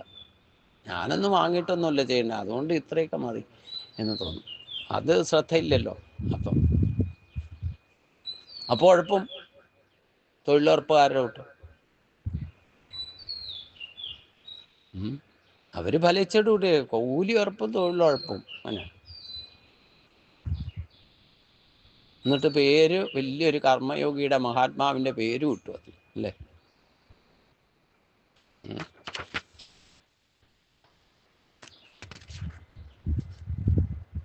ഇതൊക്കെയാണ് നികൃഷ്ടങ്ങൾ എന്ന് പറയുന്നത്. ഇത്തരത്തിലുള്ള കർമ്മങ്ങളാണ് നികൃഷ്ടങ്ങൾ എന്ന് പറയും. ഭുക്തിയുക്തോ ജഘാതീക ഉപേ സുഹൃത ദുഷ്കൃതേ തസ്മാ യോഗായ ഉച്ചസ യോഗ കർമ്മസു കൗശലം. സമബുദ്ധി, അതായത് ബുദ്ധിയുക്ത ഇഹ, സമബുദ്ധി ഉള്ളവൻ ഇവിടെ, ഇഹ എന്ന് പറഞ്ഞാൽ ഇവിടെ, സുഹൃത ദുഷ്കൃത ഉഭേ ഇഹ ജഹാദി, പുണ്യപാപങ്ങൾ രണ്ടിനെയും ത്യജിക്കും. ഈ സമബുദ്ധി ലഭിച്ച ആള് ഇവിടെ വെച്ച് തന്നെ, ഇപ്പോൾ ഈ ശരീരത്തോടു കൂടി തന്നെ എന്ത് സാധിക്കും? പുണ്യപാപങ്ങളെ ജയിക്കും, ത്യജിക്കുക ചെയ്യാം. പുണ്യപാപങ്ങൾ ഉണ്ടാകുന്നില്ല, ഉണ്ടായിട്ടുണ്ടെങ്കിൽ അത് തന്നെ വേണ്ടാന്നാവും. തസ്മാൽ യോഗായ ഉച്ചസ, അതിനാൽ യോഗത്തിനായിക്കൊണ്ട് പ്രവർത്തിക്കുക. അതുകൊണ്ട് ഈ യോഗത്തിനായിക്കൊണ്ട് ശ്രമിക്കൂ. ഏത് യോഗം? പുണ്യപാപങ്ങളെ രണ്ടിനെയും ഉപേക്ഷിക്കുന്നതാണ് യഥാർത്ഥ യോഗം. ഈ പുണ്യം ഉണ്ടായാലും പാപം ഉണ്ടായാലും നമ്മൾ പിന്നെയും വരേണ്ടി വരും. അതുകൊണ്ട് അത് രണ്ടിനെ ഉപേക്ഷിക്കണം, ത്യജിക്കണം എന്ന് പറഞ്ഞത്. യോഗ കർമ്മസു കൗശലം, യോഗത്തിനായിക്കൊണ്ട് പ്രവർത്തിക്കുക. യോഗം കർമ്മത്തിന്റെ കുശലതയാണ്. ഈ യോഗം നമ്മൾ അനുഭവിച്ചറിഞ്ഞാണ്ടല്ലോ, പിന്നെ ഏത് ജോലിയും ചെയ്യാനും ഒരു മടി ഉണ്ടാവില്ല, ഉഴപ്പുന്ന പ്രശ്നമില്ല, എന്ത് കാര്യത്തിനും ഉത്സാഹമായിരിക്കും. ഇതാണ് കർമ്മകുശലത എന്ന് പറയുന്നത്. അടിച്ചു വാരാൻ പറഞ്ഞാലും, പാത്രം തേക്കാൻ പറഞ്ഞാലും, തുണി കഴുകാൻ പറഞ്ഞാലും, വിഴുപ്പെടുക്കാൻ പറഞ്ഞാലും, വിഴുപ്പെടുക്കാൻ പറഞ്ഞാലും, നല്ല ഭക്ഷണം ഉണ്ടാക്കണമെന്ന് പറഞ്ഞാലും, എന്ത് ചെയ്യണമെന്ന് പറഞ്ഞാലും കർമ്മകുശലതയായി ഈ യോഗം പ്രാപ്തിയാക്കും. പിന്നെ അവർക്ക് ഇത് എൻ്റെ ജോലി, നിന്റെ ജോലി എന്നൊന്നുമില്ല, ഏത് ജോലി ചെയ്യാനും ഉത്സാഹം. അതാണ് യോഗസ്ഥ. യോഗ കർമ്മസു കൗശലം എന്ന് പറയും. ഈ യോഗം പ്രാപ്തിയാക്കിയാൽ പിന്നെ എന്തൊരു സുഖാന്നറിയാം പണിയെടുക്കാൻ. നമുക്ക് ശരീരത്തിൻ്റെ ടയർഡ്നെസ്സോ പ്രശ്നങ്ങളോ ശരീരത്തിന് എന്തെങ്കിലും അസ്വസ്ഥത ഉണ്ടെങ്കിലോ ഇതൊന്നും അറിയില്ല. നിങ്ങൾ ആ കർമ്മത്തിൽ ഇൻവോൾവ് ആയിട്ട് കർമ്മ ചെയ്യാന്ന് വെച്ചാൽ ശരീരത്തിൻ്റെ ബുദ്ധിമുട്ട് പോലും അറിയില്ല. ഇതാണ് യോഗ കർമ്മസു കൗശലം എന്ന് പറയുന്നത്. പിന്നെ പ്രായപരിധി ഒന്നും പ്രശ്നമല്ല.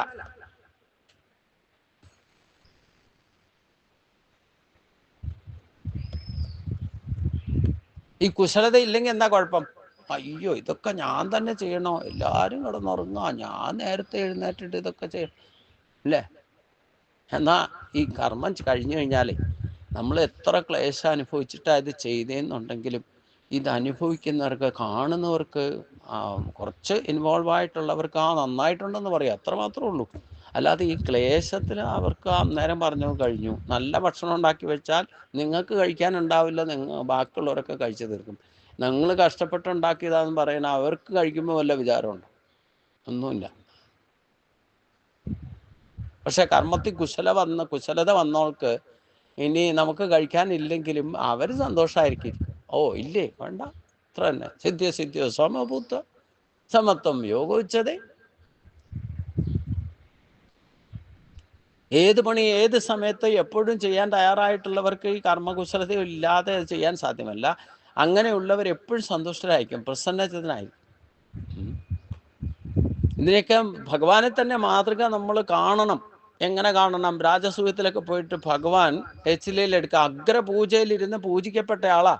എന്നിട്ടും സദ്യ നടക്കുന്നിടത്ത് ഇലയെടുക്കാനും വിളമ്പിക്കൊടുക്കാനും വരുന്നവരെ സ്വീകരിക്കാനും ഏത് കാര്യമാണ് ഭഗവാൻ ചെയ്യാതിരുന്നത്? കണ്ടുപിടിക്കാൻ വിഷമാ. എവിടെ നോക്കിയാലും ഭഗവാൻ ഉണ്ടാവും. അത് ഉത്സാഹത്തോടെ, കർമ്മ കുശലതയോടെ. എന്നാൽ ഞാൻ അഗ്രപൂജ അനുഭവിച്ച ആളാ, കസേരയുടെ സ്വർണ്ണ സിംഹാസനത്തിൽ കയറിയിരുന്നിട്ട് ഞാൻ ഈശ്വരനാണ്, എല്ലാവരുടെയും ഈശ്വരനായിട്ട് എന്നെ അംഗീകരിച്ച ആളാന്ന് പറഞ്ഞ് യുധിഷ്ഠിരന്റെ മുകളിൽ കയറി സിംഹാസനത്തിൽ ഇരിക്കുമെന്നല്ല ഉണ്ടായത്. മനസ്സിലായില്ലേ? ചക്രവർത്തിയായിരുന്നു യുധിഷ്ഠിരൻ. രാജസൂയം ചെയ്ത ആൾ ചക്രവർത്തിയായിട്ട് പരിണമിക്കും. അതിനു മുകളിലാണ് ആ ചക്രവർത്തി പൂജിക്കപ്പെട്ട ആള്. അതാണ് അഗ്രപൂജ എന്ന് പറയുന്നത്. ഭഗവാൻ അങ്ങനെ അവിടെ പോയിരിക്കുകയായിരുന്നു സിംഹാസനത്തില്. അതൊക്കെ മഹാഭാരതത്തിൽ ഗഹനമായിട്ട് നമ്മൾ പഠിക്കേണ്ട സംഗതിയാണ്, ഭഗവാൻ എന്തൊക്കെയാ ചെയ്തിരുന്നത്. അതിവിടെ മാത്രമല്ല, നിത്യക്രിയയിൽ 3 മണിക്ക് എഴുന്നേറ്റാൽ ശരീരശുദ്ധി വരുത്തി സന്ധ്യാവന്തനാദികളൊക്കെ കഴിഞ്ഞാൽ തിരിച്ചു വന്നാൽ പക്ഷി മൃഗാദികളോടെ പ്രതികരിക്കാത്ത സ്നേഹത്തോടെ പെരുമാറുക എന്ന് പറഞ്ഞാൽ സസ്യലതാകതയും പക്ഷി മൃഗാദികളും ഒക്കെയാണ് ഭഗവാൻ ആദ്യം പോയിട്ട് സേവിച്ചിരുന്നത്. അവസാനത്തെ കാറ്റഗറിയിലെ മനുഷ്യനെ കാണാൻ, ഭക്തരെ കാണാൻ വന്നിട്ടുള്ളൂ ഭഗവാൻ.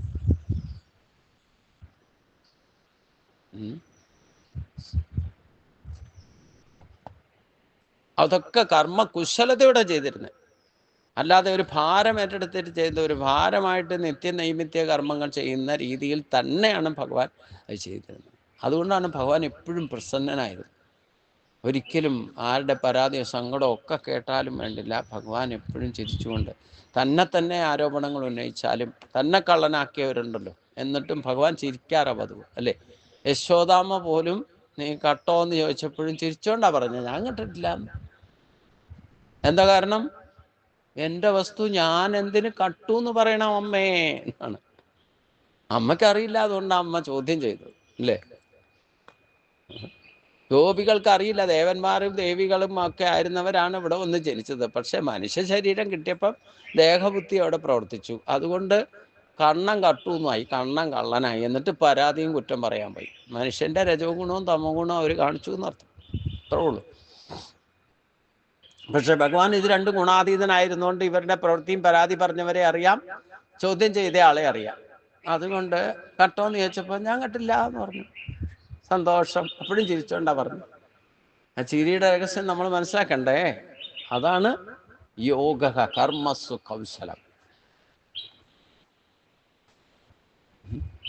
ഭഗവാൻ ഇതൊരു കൗശലം ലീലയായിട്ട് ആടി കാണിച്ചു നമ്മളപ്പോൾ ലീലയായിട്ട് കണ്ടു. അതൊക്കെ കളിതമാശയായിട്ട് പോയി. അപ്പോൾ യോഗം സമബുദ്ധിയാണെന്ന് മുമ്പ് പറഞ്ഞതും യോഗം കർമ്മകുശലതയാണെന്ന് ഇവിടെ പറഞ്ഞതും തമ്മിൽ വൈരുദ്ധ്യം ഒന്നുമില്ലെന്ന് അല്പം ഒന്ന് ആലോചിച്ചാൽ മനസ്സിലാക്കും. രണ്ടും പരസ്പര പൂരകങ്ങളാണ്. അതായത് ഇതിനു മുമ്പ് പറഞ്ഞു സമത്വം യോഗോച്ചതേ, യോഗം സമബുദ്ധിയാണെന്ന് ഭഗവാൻ തന്നെ പറഞ്ഞു. അതേ യോഗം തന്നെ കർമ്മകുശലതയാണെന്നും പറഞ്ഞു. എങ്ങനെ ആലോചിക്കുക, എന്നെ പരസ്പരം ഒന്ന് ആലോചിച്ച് നോക്കിയാൽ എങ്ങനെയാ? ഈ സമബുദ്ധി കൈവരുന്ന ആൾക്ക് മാത്രമേ കർമ്മകുശലത ഉണ്ടാവുള്ളൂ. കർമ്മകുശലതയുള്ള ആൾക്ക് മാത്രമേ സമബുദ്ധി ഉണ്ടാവുള്ളൂ. പരസ്പരം പൂരകല്ലേ ഇപ്പം. ഇത് രണ്ടും സാധിക്കണമെങ്കിൽ യോഗം വേണം. യോഗം എന്ന് പറഞ്ഞാൽ എന്താ? ദൈവിക സമ്പത്തിനെയും ആസുരി സമ്പത്തിനെയും യോജിപ്പിച്ച് നിർത്തിയാൽ മാത്രമേ ഈ സമബുദ്ധി ഉണ്ടാകൂ. സമബുദ്ധി ഉണ്ടായാലേ സമത്വം യോഗ ഉച്ചത എന്ന സ്ഥിതിയിലേക്ക് എത്തുകയുള്ളൂ.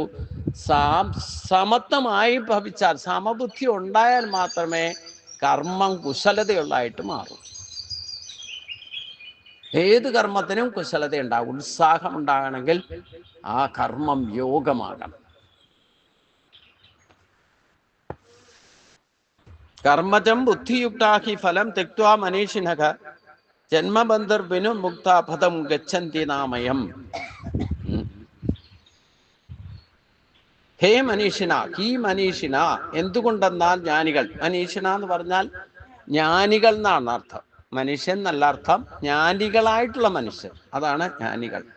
ബുദ്ധിയുക്ത, യോഗയുക്തമായിട്ടുള്ള ബുദ്ധിയുള്ളവൻ, അതായത് സമബുദ്ധിയുള്ളവൻ. കർമ്മജം ബുദ്ധിയുക്താകി, കർമ്മജം ഫലം തെക്വ, കർമ്മത്തിൽ നിന്നുണ്ടാകുന്ന ഫലത്തെ ത്യജിക്കും. ആ ഫലത്തെ ഒരു കൈ കിട്ടുന്നത് മറു കൈയിൽ കൊടുക്കും, മറു കൈയാലെ കൊടുക്കും എന്നർത്ഥം. അങ്ങനെ കർമ്മത്തിൽ നിന്നുണ്ടാകുന്ന ഫലം ത്യജിച്ചിട്ട് ജന്മബന്ധുർ വിനുർമുക്ത, ജന്മബന്ധത്തിൽ നിന്ന് മുക്തനായി ഭവിക്കും. അനാമയം പദം ഗച്ഛന്തി, ദുഃഖരഹിതമായ സ്ഥാനത്തെ പ്രാപിക്കുകയും ചെയ്യും. അതായത് കർമ്മകുശലതയുള്ളവർ അഥവാ സമബുദ്ധിയുള്ളവർ ഏത് കർമ്മം ചെയ്താലും, അവര് സമബുദ്ധിയുള്ളവർ സിദ്ധ്യോ സമഭൂത്ത ഫലം ഇച്ഛിച്ചുകൊണ്ടായിരിക്കല്ലേ ചെയ്യുക, അർപ്പണബോധത്തോടെ ചെയ്യും. അങ്ങനെ കർമ്മം ചെയ്താൽ അതിൽ ഫലം കിട്ടും. ആ ഫലം കിട്ടിയാലും തെക്വാ, ഫലം തെക്വാ, ആ ഫലത്തെയും ത്യജിച്ചിട്ട്, ഫലം ഇച്ഛിക്കാതെ ചെയ്യുന്നവർക്ക് പിന്നെ ഫലത്തിൻ്റെ ഭ്രമിക്കില്ലല്ലോ, അത് സിദ്ധ്യോ സമഭൂത്തം. അപ്പം ആ ഫലത്തെയും ത്യജിച്ചിട്ട് ഒരു കൈ കിട്ടുന്നത് മറു കൈയാൽ തീർക്കുന്നവർ എന്നർത്ഥം.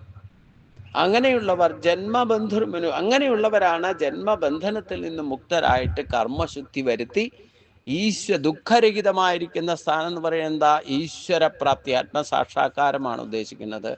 ആ ജീവൻ മുക്തഭാവത്തിലേക്ക് എത്തുന്നത്. എന്തുകൊണ്ടെന്നാൽ ജ്ഞാനികൾ യോഗയുക്തമായിരിക്കുന്ന ബുദ്ധിയുള്ളവരായിക്കൊണ്ട് കർമ്മഫലം ത്യജിച്ചിട്ട് ജന്മബന്ധത്തിൽ നിന്ന് മുക്തി നേടി ദുഃഖരഹിതമായിരിക്കുന്ന പരമപദത്തെ പ്രാപിക്കും. ഇപ്പൊ ഗീത ലക്ഷ്യമാക്കുന്നത് ഈ പരമോദപ്രാപ്തിയാണ്. ആ പരമോദപ്രാപ്തി സാധ്യമാകണമെങ്കിൽ നമ്മൾ യോഗസ്ഥനാകണം. യോഗസ്ഥനായി എന്ന് പറഞ്ഞുകൊണ്ട് അനങ്ങാതിരിക്കാനും പാടില്ല. കർമ്മകുശലതയോടുകൂടി ജീവിക്കണം. അനായാസന ജീവിതം അവർക്കാണ് സാധിക്കുക. ഈ അനായാസന ജീവിക്കാൻ സാധിച്ചാൽ അത് തന്നെ പരമപദം എന്ന് പറയും. അതാണ് ജീവൻ മുക്തം. സ്വയം ബുദ്ധിമുട്ടാതെ മറ്റൊരാളെ ബുദ്ധിമുട്ടിക്കാതെ സന്തോഷത്തോടെ പ്രസന്നചിത്തനായിക്കൊണ്ട് ജീവിക്കാൻ സാധിക്കുക. ഇത് ജീവൻ മുക്തഭാവമാണ്. നമ്മൾ കിട്ടുന്നതൊക്കെ എടുത്തു വെച്ചാൽ എൻ്റെ എന്ന് പറഞ്ഞ് എടുത്തു വെച്ചുകൊണ്ടിരുന്നാൽ അത് നമ്മളെ കർമ്മബന്ധനത്തിൽപ്പെടുത്തും. അപ്പോൾ ഒരു കയ്യിൽ കിട്ടുന്നത് മറുകൈ അറിയാതെ ചിലവാക്കണം എന്ന് പറയുന്നത് അതുകൊണ്ടാണ്. ഫലം ഇച്ഛിച്ചാതെ ചെയ്യാനും നിങ്ങളുടെ കയ്യിൽ ചിലപ്പോൾ കുന്നുകൂടും. ഇത്തരത്തിലാണ് നിങ്ങൾ കിട്ടുന്നതൊക്കെ ചിലവാക്കിക്കൊണ്ടിരുന്നാണെങ്കിൽ ഭഗവാൻ നമുക്ക് എല്ലാവിധ യോഗക്ഷേമങ്ങളും നോക്കും. ഒന്നിനും ഒരു ബുദ്ധിമുട്ടും വരില്ല. ആ കിട്ടുന്നതൊക്കെ ഇഷ്ടഭോഗങ്ങളെ പരസ്പരം ഭാവയന്തക. പിന്നെ എത്ര കിട്ടിയാലും എൻ്റെ എന്ന് പറഞ്ഞ് ഡിപ്പോസിറ്റ് ചെയ്ത് വെക്കരുത്. കുറച്ച് കൊടുത്തു, അത് കഴിഞ്ഞിട്ട് ഇനിയുള്ളത് എന്നാൽ ഡിപ്പോസിറ്റ് ചെയ്ത് വെക്കാം എന്ന് വിചാരിച്ചേക്കരുത്. എന്നും ഒരേ ഭാവത്തിലായിരിക്കും. അങ്ങനെ ആയാലേ പരമോദം പ്രാപിക്കാൻ സാധിക്കും. നിങ്ങൾക്ക് കിട്ടിക്കൊണ്ടേയിരിക്കും യോഗക്ഷേമം, നിങ്ങൾ പ്രതീക്ഷിക്കാത്തൊക്കെ യാദൃശ്യമായിട്ടൊക്കെ ഒന്ന് ഭവിക്കും പലതും. അപ്പോൾ അവിടെ ഏത് സമയത്ത് വേണമെങ്കിലും അഹങ്കാരം, ദലം, ദർപ്പം, കാമം, ക്രോധം, പരിഗ്രഹം ഇതൊക്കെ വന്നാലേ പിന്നെ പരമപദത്തിലേക്കല്ല പോവുക. പിന്നെ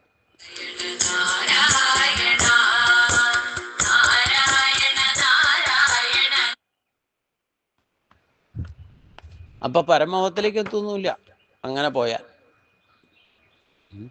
എന്നാ കുറച്ച് കിട്ടി, കുറച്ച് കൊടുത്തു, എന്നാ ഇനി കിട്ടുന്നതൊക്കെ എടുത്തു വെക്കാം. അങ്ങനെ വിചാരം വരും നമുക്ക് ചിലപ്പോഴേ. കുറെ കാലമായില്ലേ കൊടുക്കണു, ഇനി കൊടുക്കണ്ട വിചാരം. ഏത് സമയത്താ കർമ്മത്തിന്റെ ഗതി മാറാ, നമ്മുടെ സ്വഭാവം മാറാന്ന് പറയാൻ പറ്റില്ല. മനസ്സിലായില്ലേ?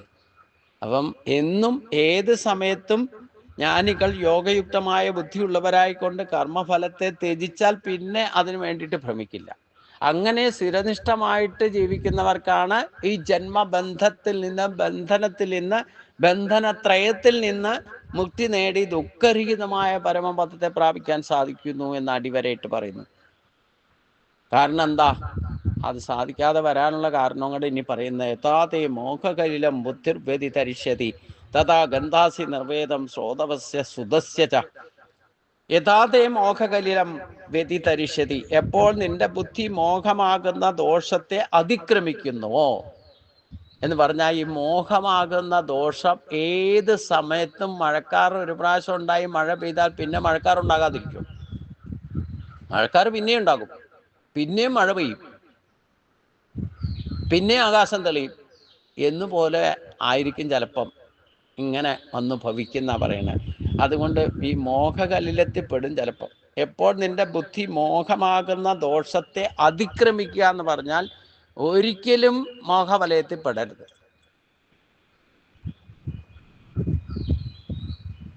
എങ്കിലും ബന്ധനത്തിൽ നിന്ന് മുക്തി നേടാൻ സാധിക്കും. എപ്പോഴെങ്കിലും നമുക്ക് തോന്നിയോ മോഹത്തിൽപ്പെട്ടിട്ട് കിട്ടുന്നൊക്കെ എടുത്തു വെക്കാൻ തോന്നിയോ, അപ്പം പിന്നെയും ബന്ധനത്തിൽപ്പെടും. അവസാനം കൊണ്ടുപോയിട്ട് കലമുടക്കുന്നർത്ഥം ചിലപ്പോൾ. മനസ്സിലായില്ലേ? ഒക്കെ തയ്യാറായി പെർഫെക്റ്റ് ആയിട്ട് ബ്രഹ്മനിഷ്ഠനായിട്ട് ഇരുന്നിട്ട് അവസാനം വന്നിട്ട് ഏതെങ്കിലും ഒരു ജന്മവാസന, ഈ വാസനാബലം പൂർണ്ണമായിട്ട് പോവില്ല. ഇടയ്ക്ക് ചിലപ്പോൾ മറിഞ്ഞിരുന്നാലും പിന്നെ തലപൊക്കി വരും. അതുകൊണ്ടാണ് എപ്പോൾ നിന്റെ ബുദ്ധി മോഹമാകുന്ന ദോഷത്തെ അതിക്രമിക്കണം. അപ്പോൾ കേൾക്കുന്നതിലും കേട്ടതിലും വിരക്തിയെ പ്രാപിക്കും. കാരണം നമ്മൾ ഈ ഈ മോഹവലയത്തിൽ പെടുന്നപ്പോഴാന്ന് പിന്നെയും ഇന്ദ്രിയ വിഷയങ്ങളിൽ ചിലപ്പം വാസനാബലം കൊണ്ട് കണ്ടതിൻ്റെയും കേട്ടതിൻ്റെയും പിന്നാലെയൊക്കെ ചിലപ്പം ഭ്രമിക്കാനിടവരും. അതാണ് ഇവിടെ സൂചിപ്പിച്ചത്. തഥാ ശ്രോതവ്യസ്യ സുതസ്യ ച എന്ന് പറഞ്ഞാൽ അപ്പോൾ കേൾക്കേണ്ടുന്നതിലും കേട്ടതിലും കാണുന്നതിലും കാണേണ്ടതിലും ചിലപ്പം ഭ്രമിക്കാനിടവരും. ആ ഭ്രമത്തിൽ നിന്നും വ്യതിചലിക്കാതിരിക്കാൻ ശ്രദ്ധിക്കണം. അതായത് ബ്രഹ്മനിഷ്ഠനായിട്ട് നിന്നാലും ചിലപ്പോൾ ഈ വാസനാബലം ചിലപ്പോൾ നമ്മളെ ഭ്രമിപ്പിക്കുന്നർത്ഥം. അത് ഭ്രമിക്കാതെ നിന്നാൽ നിർവേദം ഗത ഗന്ധാസി വിരക്തിയെ പ്രാപിക്കും. അപ്പോഴേ വിരക്തി ഉണ്ടാവും. ഇല്ലെങ്കിൽ എന്താ കുഴപ്പമെന്ന് വെച്ചാൽ നമ്മൾ ഉപേക്ഷിച്ചിരിക്കുന്ന സാധനം ആരെങ്കിലും നമ്മുടെ മുമ്പിൽ കൊണ്ടുവന്ന് വെച്ചിട്ട് ദാ ഇത് നല്ലതാട്ടോ എന്നൊക്കെ പറഞ്ഞാൽ ചിലപ്പം നമ്മളതിൽ ഭ്രമിക്കുന്നർത്ഥം. ഇതില്ലാതെ എങ്ങനെ ജീവിക്കുക, നിങ്ങളെങ്ങനെയാത് നമ്മളെ അങ്ങോട്ട് പുകഴ്ത്തി പറഞ്ഞ അവസാനം നമ്മളെ കൊണ്ട് അത് കൈവയ്പ്പിക്കും. ഇതാണ് കലിലം എന്ന് പറയുന്നത്. അങ്ങനെയൊക്കെ പോയി പെട്ടാൽ മോഹകലിലം എന്നതിന് അത് അജ്ഞാനം. എത്ര ജ്ഞാനിയായിരുന്നാലും ഈ അജ്ഞാനത്തിൻ്റെ തിമരം ഏത് സമയത്തും മറയായിട്ട് വന്നു വീണാൽ പിന്നെ നമ്മൾ ഈ കണ്ടതിൻ്റെയും കേട്ടതിൻ്റെയും പിന്നാലെ ഭ്രമിക്കാനിട വരും എന്നാ പറയുന്നത്. വിശ്വാമിത്രത്തിൻ്റെ തപസ്സെടുക്കാൻ വേണ്ടിയിട്ട് ഇന്ദ്രൻ ആരെ നിയോഗിച്ചോ? അപ്സരസിനെ നിയോഗിച്ച പോലെയൊക്കെ പെടും ചിലപ്പോൾ. മനസ്സിലായില്ലേ? ഇതാണ് മോഹകലിലം. മോഹകലിലം എന്നതിന് അജ്ഞാനം. അനാത്മാ വിവേക ശൂന്യത എന്നും പറയാം. വേദത്തിലെ കർമ്മകാണ്ഡത്തിലെ കാമ്യകർമ്മങ്ങളിലുള്ള ഭ്രമം എന്നും അർത്ഥമാക്കാം. കേൾക്കേണ്ടതെന്നും കേട്ടതെന്നും കർമ്മകാണ്ഡത്തെ സൂചിപ്പിക്കുന്നതും. അതായത് രണ്ട് ഇന്ദ്രിയങ്ങളായി പ്രശ്നം ഉണ്ടാക്കുന്നത്. ഒന്നുകിൽ കണ്ടാൽ അല്ലെ കേട്ടാൽ. കണ്ടതിൻ്റെ പിന്നാലെ പോവുക, കേട്ടതിൻ്റെ പിന്നാലെ പോവുക. ഇത് ബ്രഹ്മജ്ഞാനി ആയിരുന്നാലും ചില വാസനാബലം പെടാതെ ഇരിക്കും. അപ്പോൾ ആ വാസനാബലത്തിലുള്ള സംഗതി അതിനെപ്പറ്റി കേൾക്കുകയോ കാണുകയോ ചെയ്താൽ ചിലപ്പം മോഹകലിലത്തിൽ പെടും. അതിനെ അതിക്രമിക്കണം. അങ്ങനെ ഒരു അവസ്ഥ ഉണ്ടായാൽ അതിനെ അതിക്രമിച്ചു കൊള്ളണം എന്നാണ് പറഞ്ഞത്.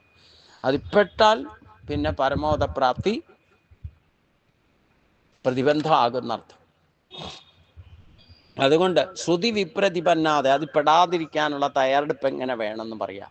ഇങ്ങനെ നമ്മൾ ജ്ഞാനമാർഗത്തിൽ പ്രവേശിച്ചു, ആ സമബുദ്ധിയൊക്കെ കൊണ്ടുവന്നു, കർമ്മകുശലതയോടുകൂടി കർമ്മം ചെയ്യുന്നുണ്ട്. എന്നാലും ശ്രുതി വിപ്രതിപന്നാതെ യഥാസാസ്യതി നിശ്ചല സമാധാവചല ബുദ്ധിം തഥായോഗം അഭാസ്യസി. ശ്രുതി വിപ്രതിപന്നാതെ ബുദ്ധി, ശ്രുതികളാൽ ഭ്രമിച്ചിരിക്കുന്ന നിന്റെ ബുദ്ധി യഥാസമാധൗ നിശ്ചല, എപ്പോൾ ഏകലക്ഷ്യത്തിൽ അചലാസ്തസ്യതി, എപ്പോൾ ഏകലക്ഷ്യത്തിൽ ചലനമില്ലാതെ സ്ഥിരമായിട്ട് നിൽക്കുന്നുവോ തഥായോഗം അവാപ്യസി, അപ്പോൾ നീ യോഗത്തെ പ്രാപിക്കും. അതാണ് യോഗസ്ഥിതി. അതാണ് ജീവൻ മുക്തഭാവം. വിവിധങ്ങളായിട്ടുള്ള കാമ്യ കർമ്മ ഉപദേശങ്ങളിൽ ഭ്രമിച്ചിരിക്കുന്ന നിന്റെ ബുദ്ധി എപ്പോൾ ഏകലക്ഷ്യത്തിൽ ആത്മസ്വരൂപത്തിൽ ഇളക്കമില്ലാതെ നിൽക്കുന്നുവോ അപ്പോൾ നീ യോഗത്തെ പ്രാപിക്കും. അപ്പൊ ഇങ്ങനെ കർമ്മകുശലതയോടുകൂടി സമബുദ്ധിയോടുകൂടി നമുക്ക് കർമ്മം ചെയ്ത് കർമ്മശുദ്ധി വരുത്തണമെങ്കിൽ സമബുദ്ധി വരുത്തണം. അതിന് സ്ഥിതപ്രജ്ഞനാകണം എന്നാണ് പറഞ്ഞു വരുന്നത്. ബുദ്ധിയെ ഉറപ്പിക്കണം. രണ്ട് കാല് നൽകിയിട്ടുണ്ട്.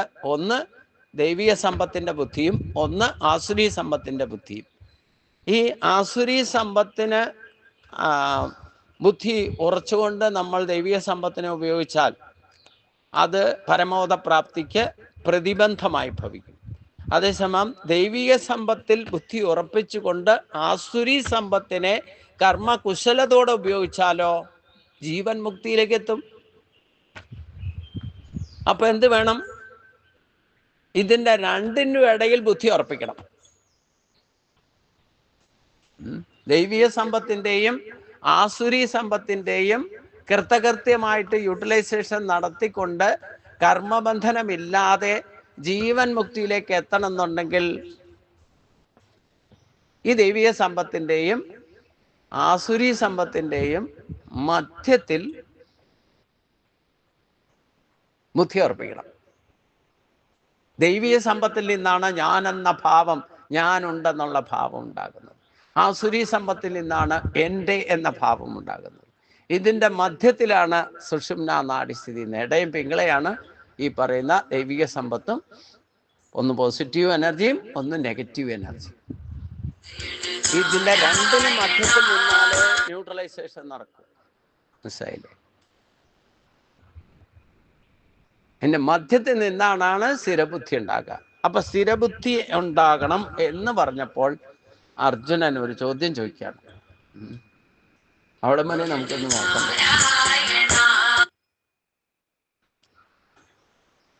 അർജുനോ വാച സ്ഥിതപ്രജ്ഞസ്യ കാപാക്ഷ സമാധിസ്യ കേശവ സ്ഥിതീകൃം പ്രഭാഷേത കിമാസീത പ്രചേത കിം.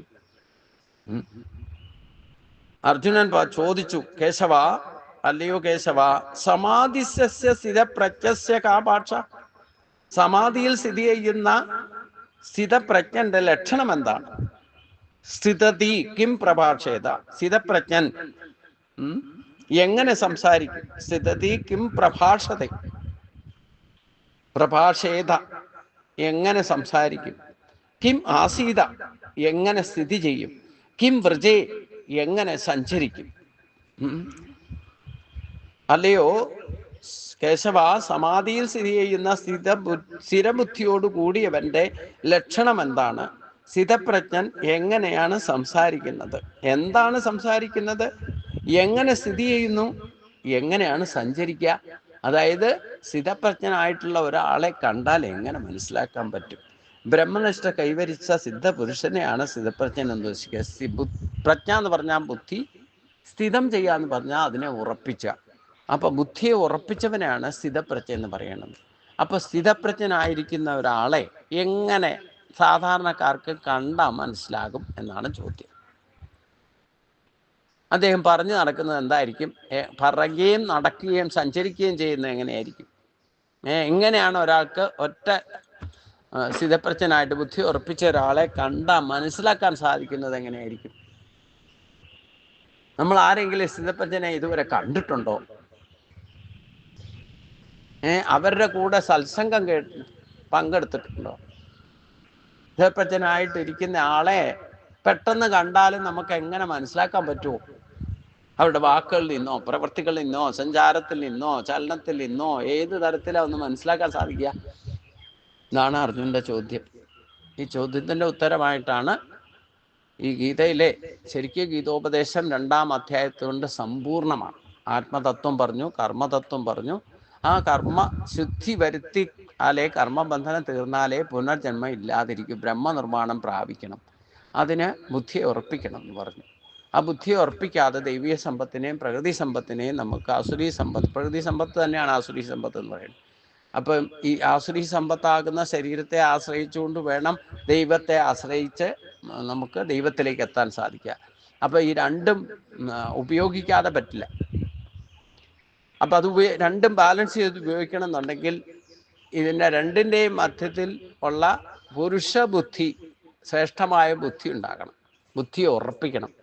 അപ്പോഴേ ദൈവീയ സമ്പത്തിനെ ആശ്രയിച്ചുകൊണ്ട് ആസുരീ സമ്പത്തിനെ അനുഭവിച്ച് കർമ്മത്തെ ശുദ്ധി വരുത്തി ശരീരം ത്യജിച്ചാലും ആ ഈശ്വരിലേക്ക് എത്താൻ സാധിക്കും.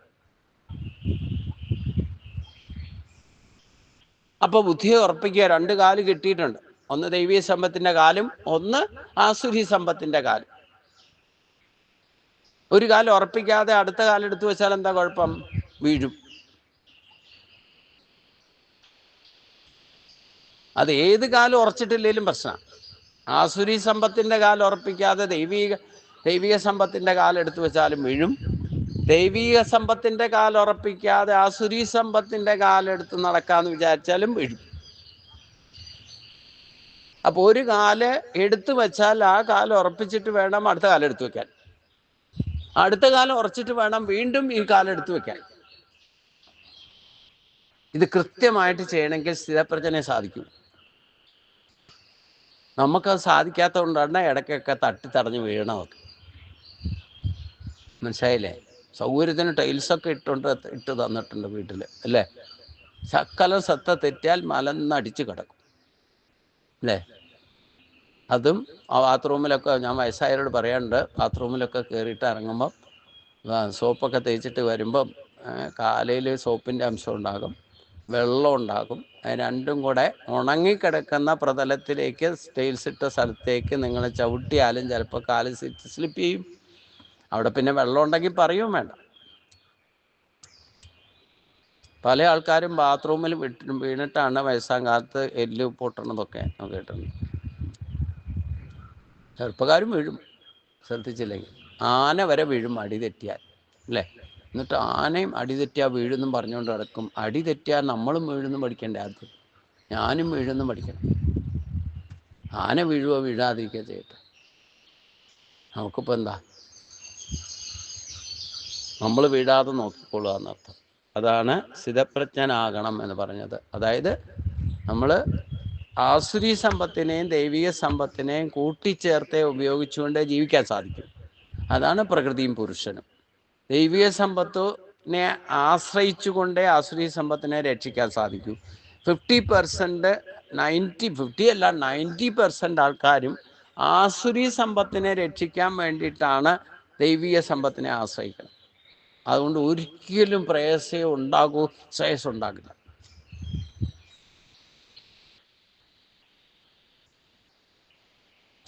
ഇത് രണ്ടിലും അല്ല ബുദ്ധി ഉറപ്പിക്കേണ്ടത്, രണ്ടിനെ മധ്യത്തിൽ ഉറപ്പിക്കണം. അപ്പോൾ രണ്ടും വേണ്ടവണ്ണം ഉപയോഗിക്കാം. നിങ്ങൾ നടുക്കോടെ പോകണേ അടുത്തോട്ട് വലത്തോട്ട് തിരിയാലോ, എപ്പോണേലും തിരിയാലോ. പക്ഷെ ബാലൻസ് തെറ്റിക്കരുത്. തിരിഞ്ഞാലും വെള്ള തിരിച്ച് ഈ റൂട്ട് കയറിക്കൊള്ളണം, മെയിൻ റൂട്ടിൽ കയറിക്കൊള്ളണം. അതാണ് എൻ്റെയും നിൻ്റെയും എന്നുള്ള ഭാവം വരെ സമത്വ ചിന്തയിലേക്ക് എത്തിക്കഴിഞ്ഞാൽ പിന്നെ മധ്യത്തിലൂടെ പോവും. ഞാനുമില്ല എൻ്റെ ഇല്ല എന്നുള്ള അവസ്ഥയിൽ. അതിനെ ബുദ്ധി ഉറപ്പിക്കാനാണ് പറയുന്നത്. അപ്പോൾ ബുദ്ധി ഉറപ്പിക്കുക എന്ന് പറയുന്ന ഈ 18 ശ്ലോകങ്ങൾ ഇനി അടുത്ത ക്ലാസ്സിൽ എടുക്കണുള്ളൂ. അത് എല്ലാവരും ശ്ലോകം ബൈ ശ്ലോകം കാണാപ്പാടം പഠിച്ചോണം. മന്ത്രങ്ങളാണ്. ദിവസവും കുറച്ചു കാലമെങ്കിലും അത് ഉപേക്ഷിച്ചാൽ നിങ്ങളുടെ ബുദ്ധി തന്നെ ഉറക്കും.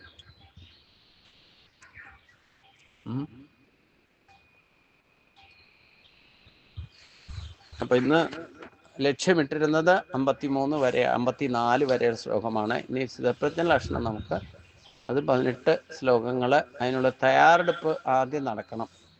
ഇന്ന് നാളെയായിട്ട്. ഇന്ന് വൈകുന്നേരം ഒരു മെഡിറ്റേഷനൊക്കെ ഉണ്ട്, അതിൻ്റെ ഒരു തയ്യാറെടുപ്പാണ് വെച്ചോളൂ. അപ്പോൾ അതിൽ ധ്യാനം ശീലിക്കണമെന്ന് ഭഗവാൻ ആവർത്തിച്ച് ഗീതയിൽ പറയുന്നുണ്ട്. അപ്പോൾ അതുകൊണ്ട് അതിനുള്ള ബുദ്ധിയെ ഉറപ്പിക്കാനുള്ള ടെക്നിക്കാണ് നമ്മൾ തുടക്കത്തിൽ അവസാനത്തിലും ചെയ്യുന്നത്. അത് നിത്യകർമ്മത്തിൽ ഉൾപ്പെടുത്തിക്കൊണ്ട് ചെയ്താൽ നിങ്ങളുടെ ബുദ്ധിയെ ഉറപ്പിക്കാനുള്ള ലളിതമായൊരു മാർഗമാണ്. ഇത് സ്ഥിരനിഷ്ഠമായിട്ട് ചെയ്താൽ തന്നെ നിങ്ങളുടെ ബുദ്ധി ഉറയ്ക്കും, ഈ ചഞ്ചലാവസ്ഥയൊക്കെ പോവും. ഈ ഇടയുടെയും പിങ്കളിൻ്റെ ഇടയ്ക്ക് പുരുഷശക്തി ഉണർന്ന് പ്രവർത്തിക്കും എന്നർത്ഥം. അപ്പം അതിന് ഉള്ള തയ്യാറെടുപ്പാണ് നമ്മൾ ഈ ചെയ്യുന്ന ധ്യാനം. അപ്പോൾ ഇന്നത്തെ ഉദ്ദേശിച്ച പോർഷൻ കഴിഞ്ഞിരിക്കുന്നു. ഇനി എല്ലാവരും ഒന്ന് നിവർന്നിരിക്കുക, നട്ടല് നിവർത്തിയിരിക്കുക, ചിന്മുദ്രയിലിരിക്കുക, കണ്ണുകൾ അടയ്ക്കുക, ഭ്രൂമധ്യത്തിൽ മാത്രം ശ്രദ്ധിക്കുക. അവിടെയാണ് നമ്മുടെ ഈശ്വരശക്തി പൂർണ്ണമായിട്ടും ആക്ടിവേറ്റ് ചെയ്യുന്നത്. അവിടെ മാത്രം ശ്രദ്ധിച്ച് ശ്വാസഗതിയിൽ സാക്ഷി മാത്രമായിട്ടിരുന്നുകൊണ്ട് കുറച്ചു നേരം ഒന്ന് ഇതുവരെ പറഞ്ഞ കേട്ട കാര്യങ്ങളൊന്ന് റീകളക്ട് ചെയ്യാൻ ശ്രമിക്കുക.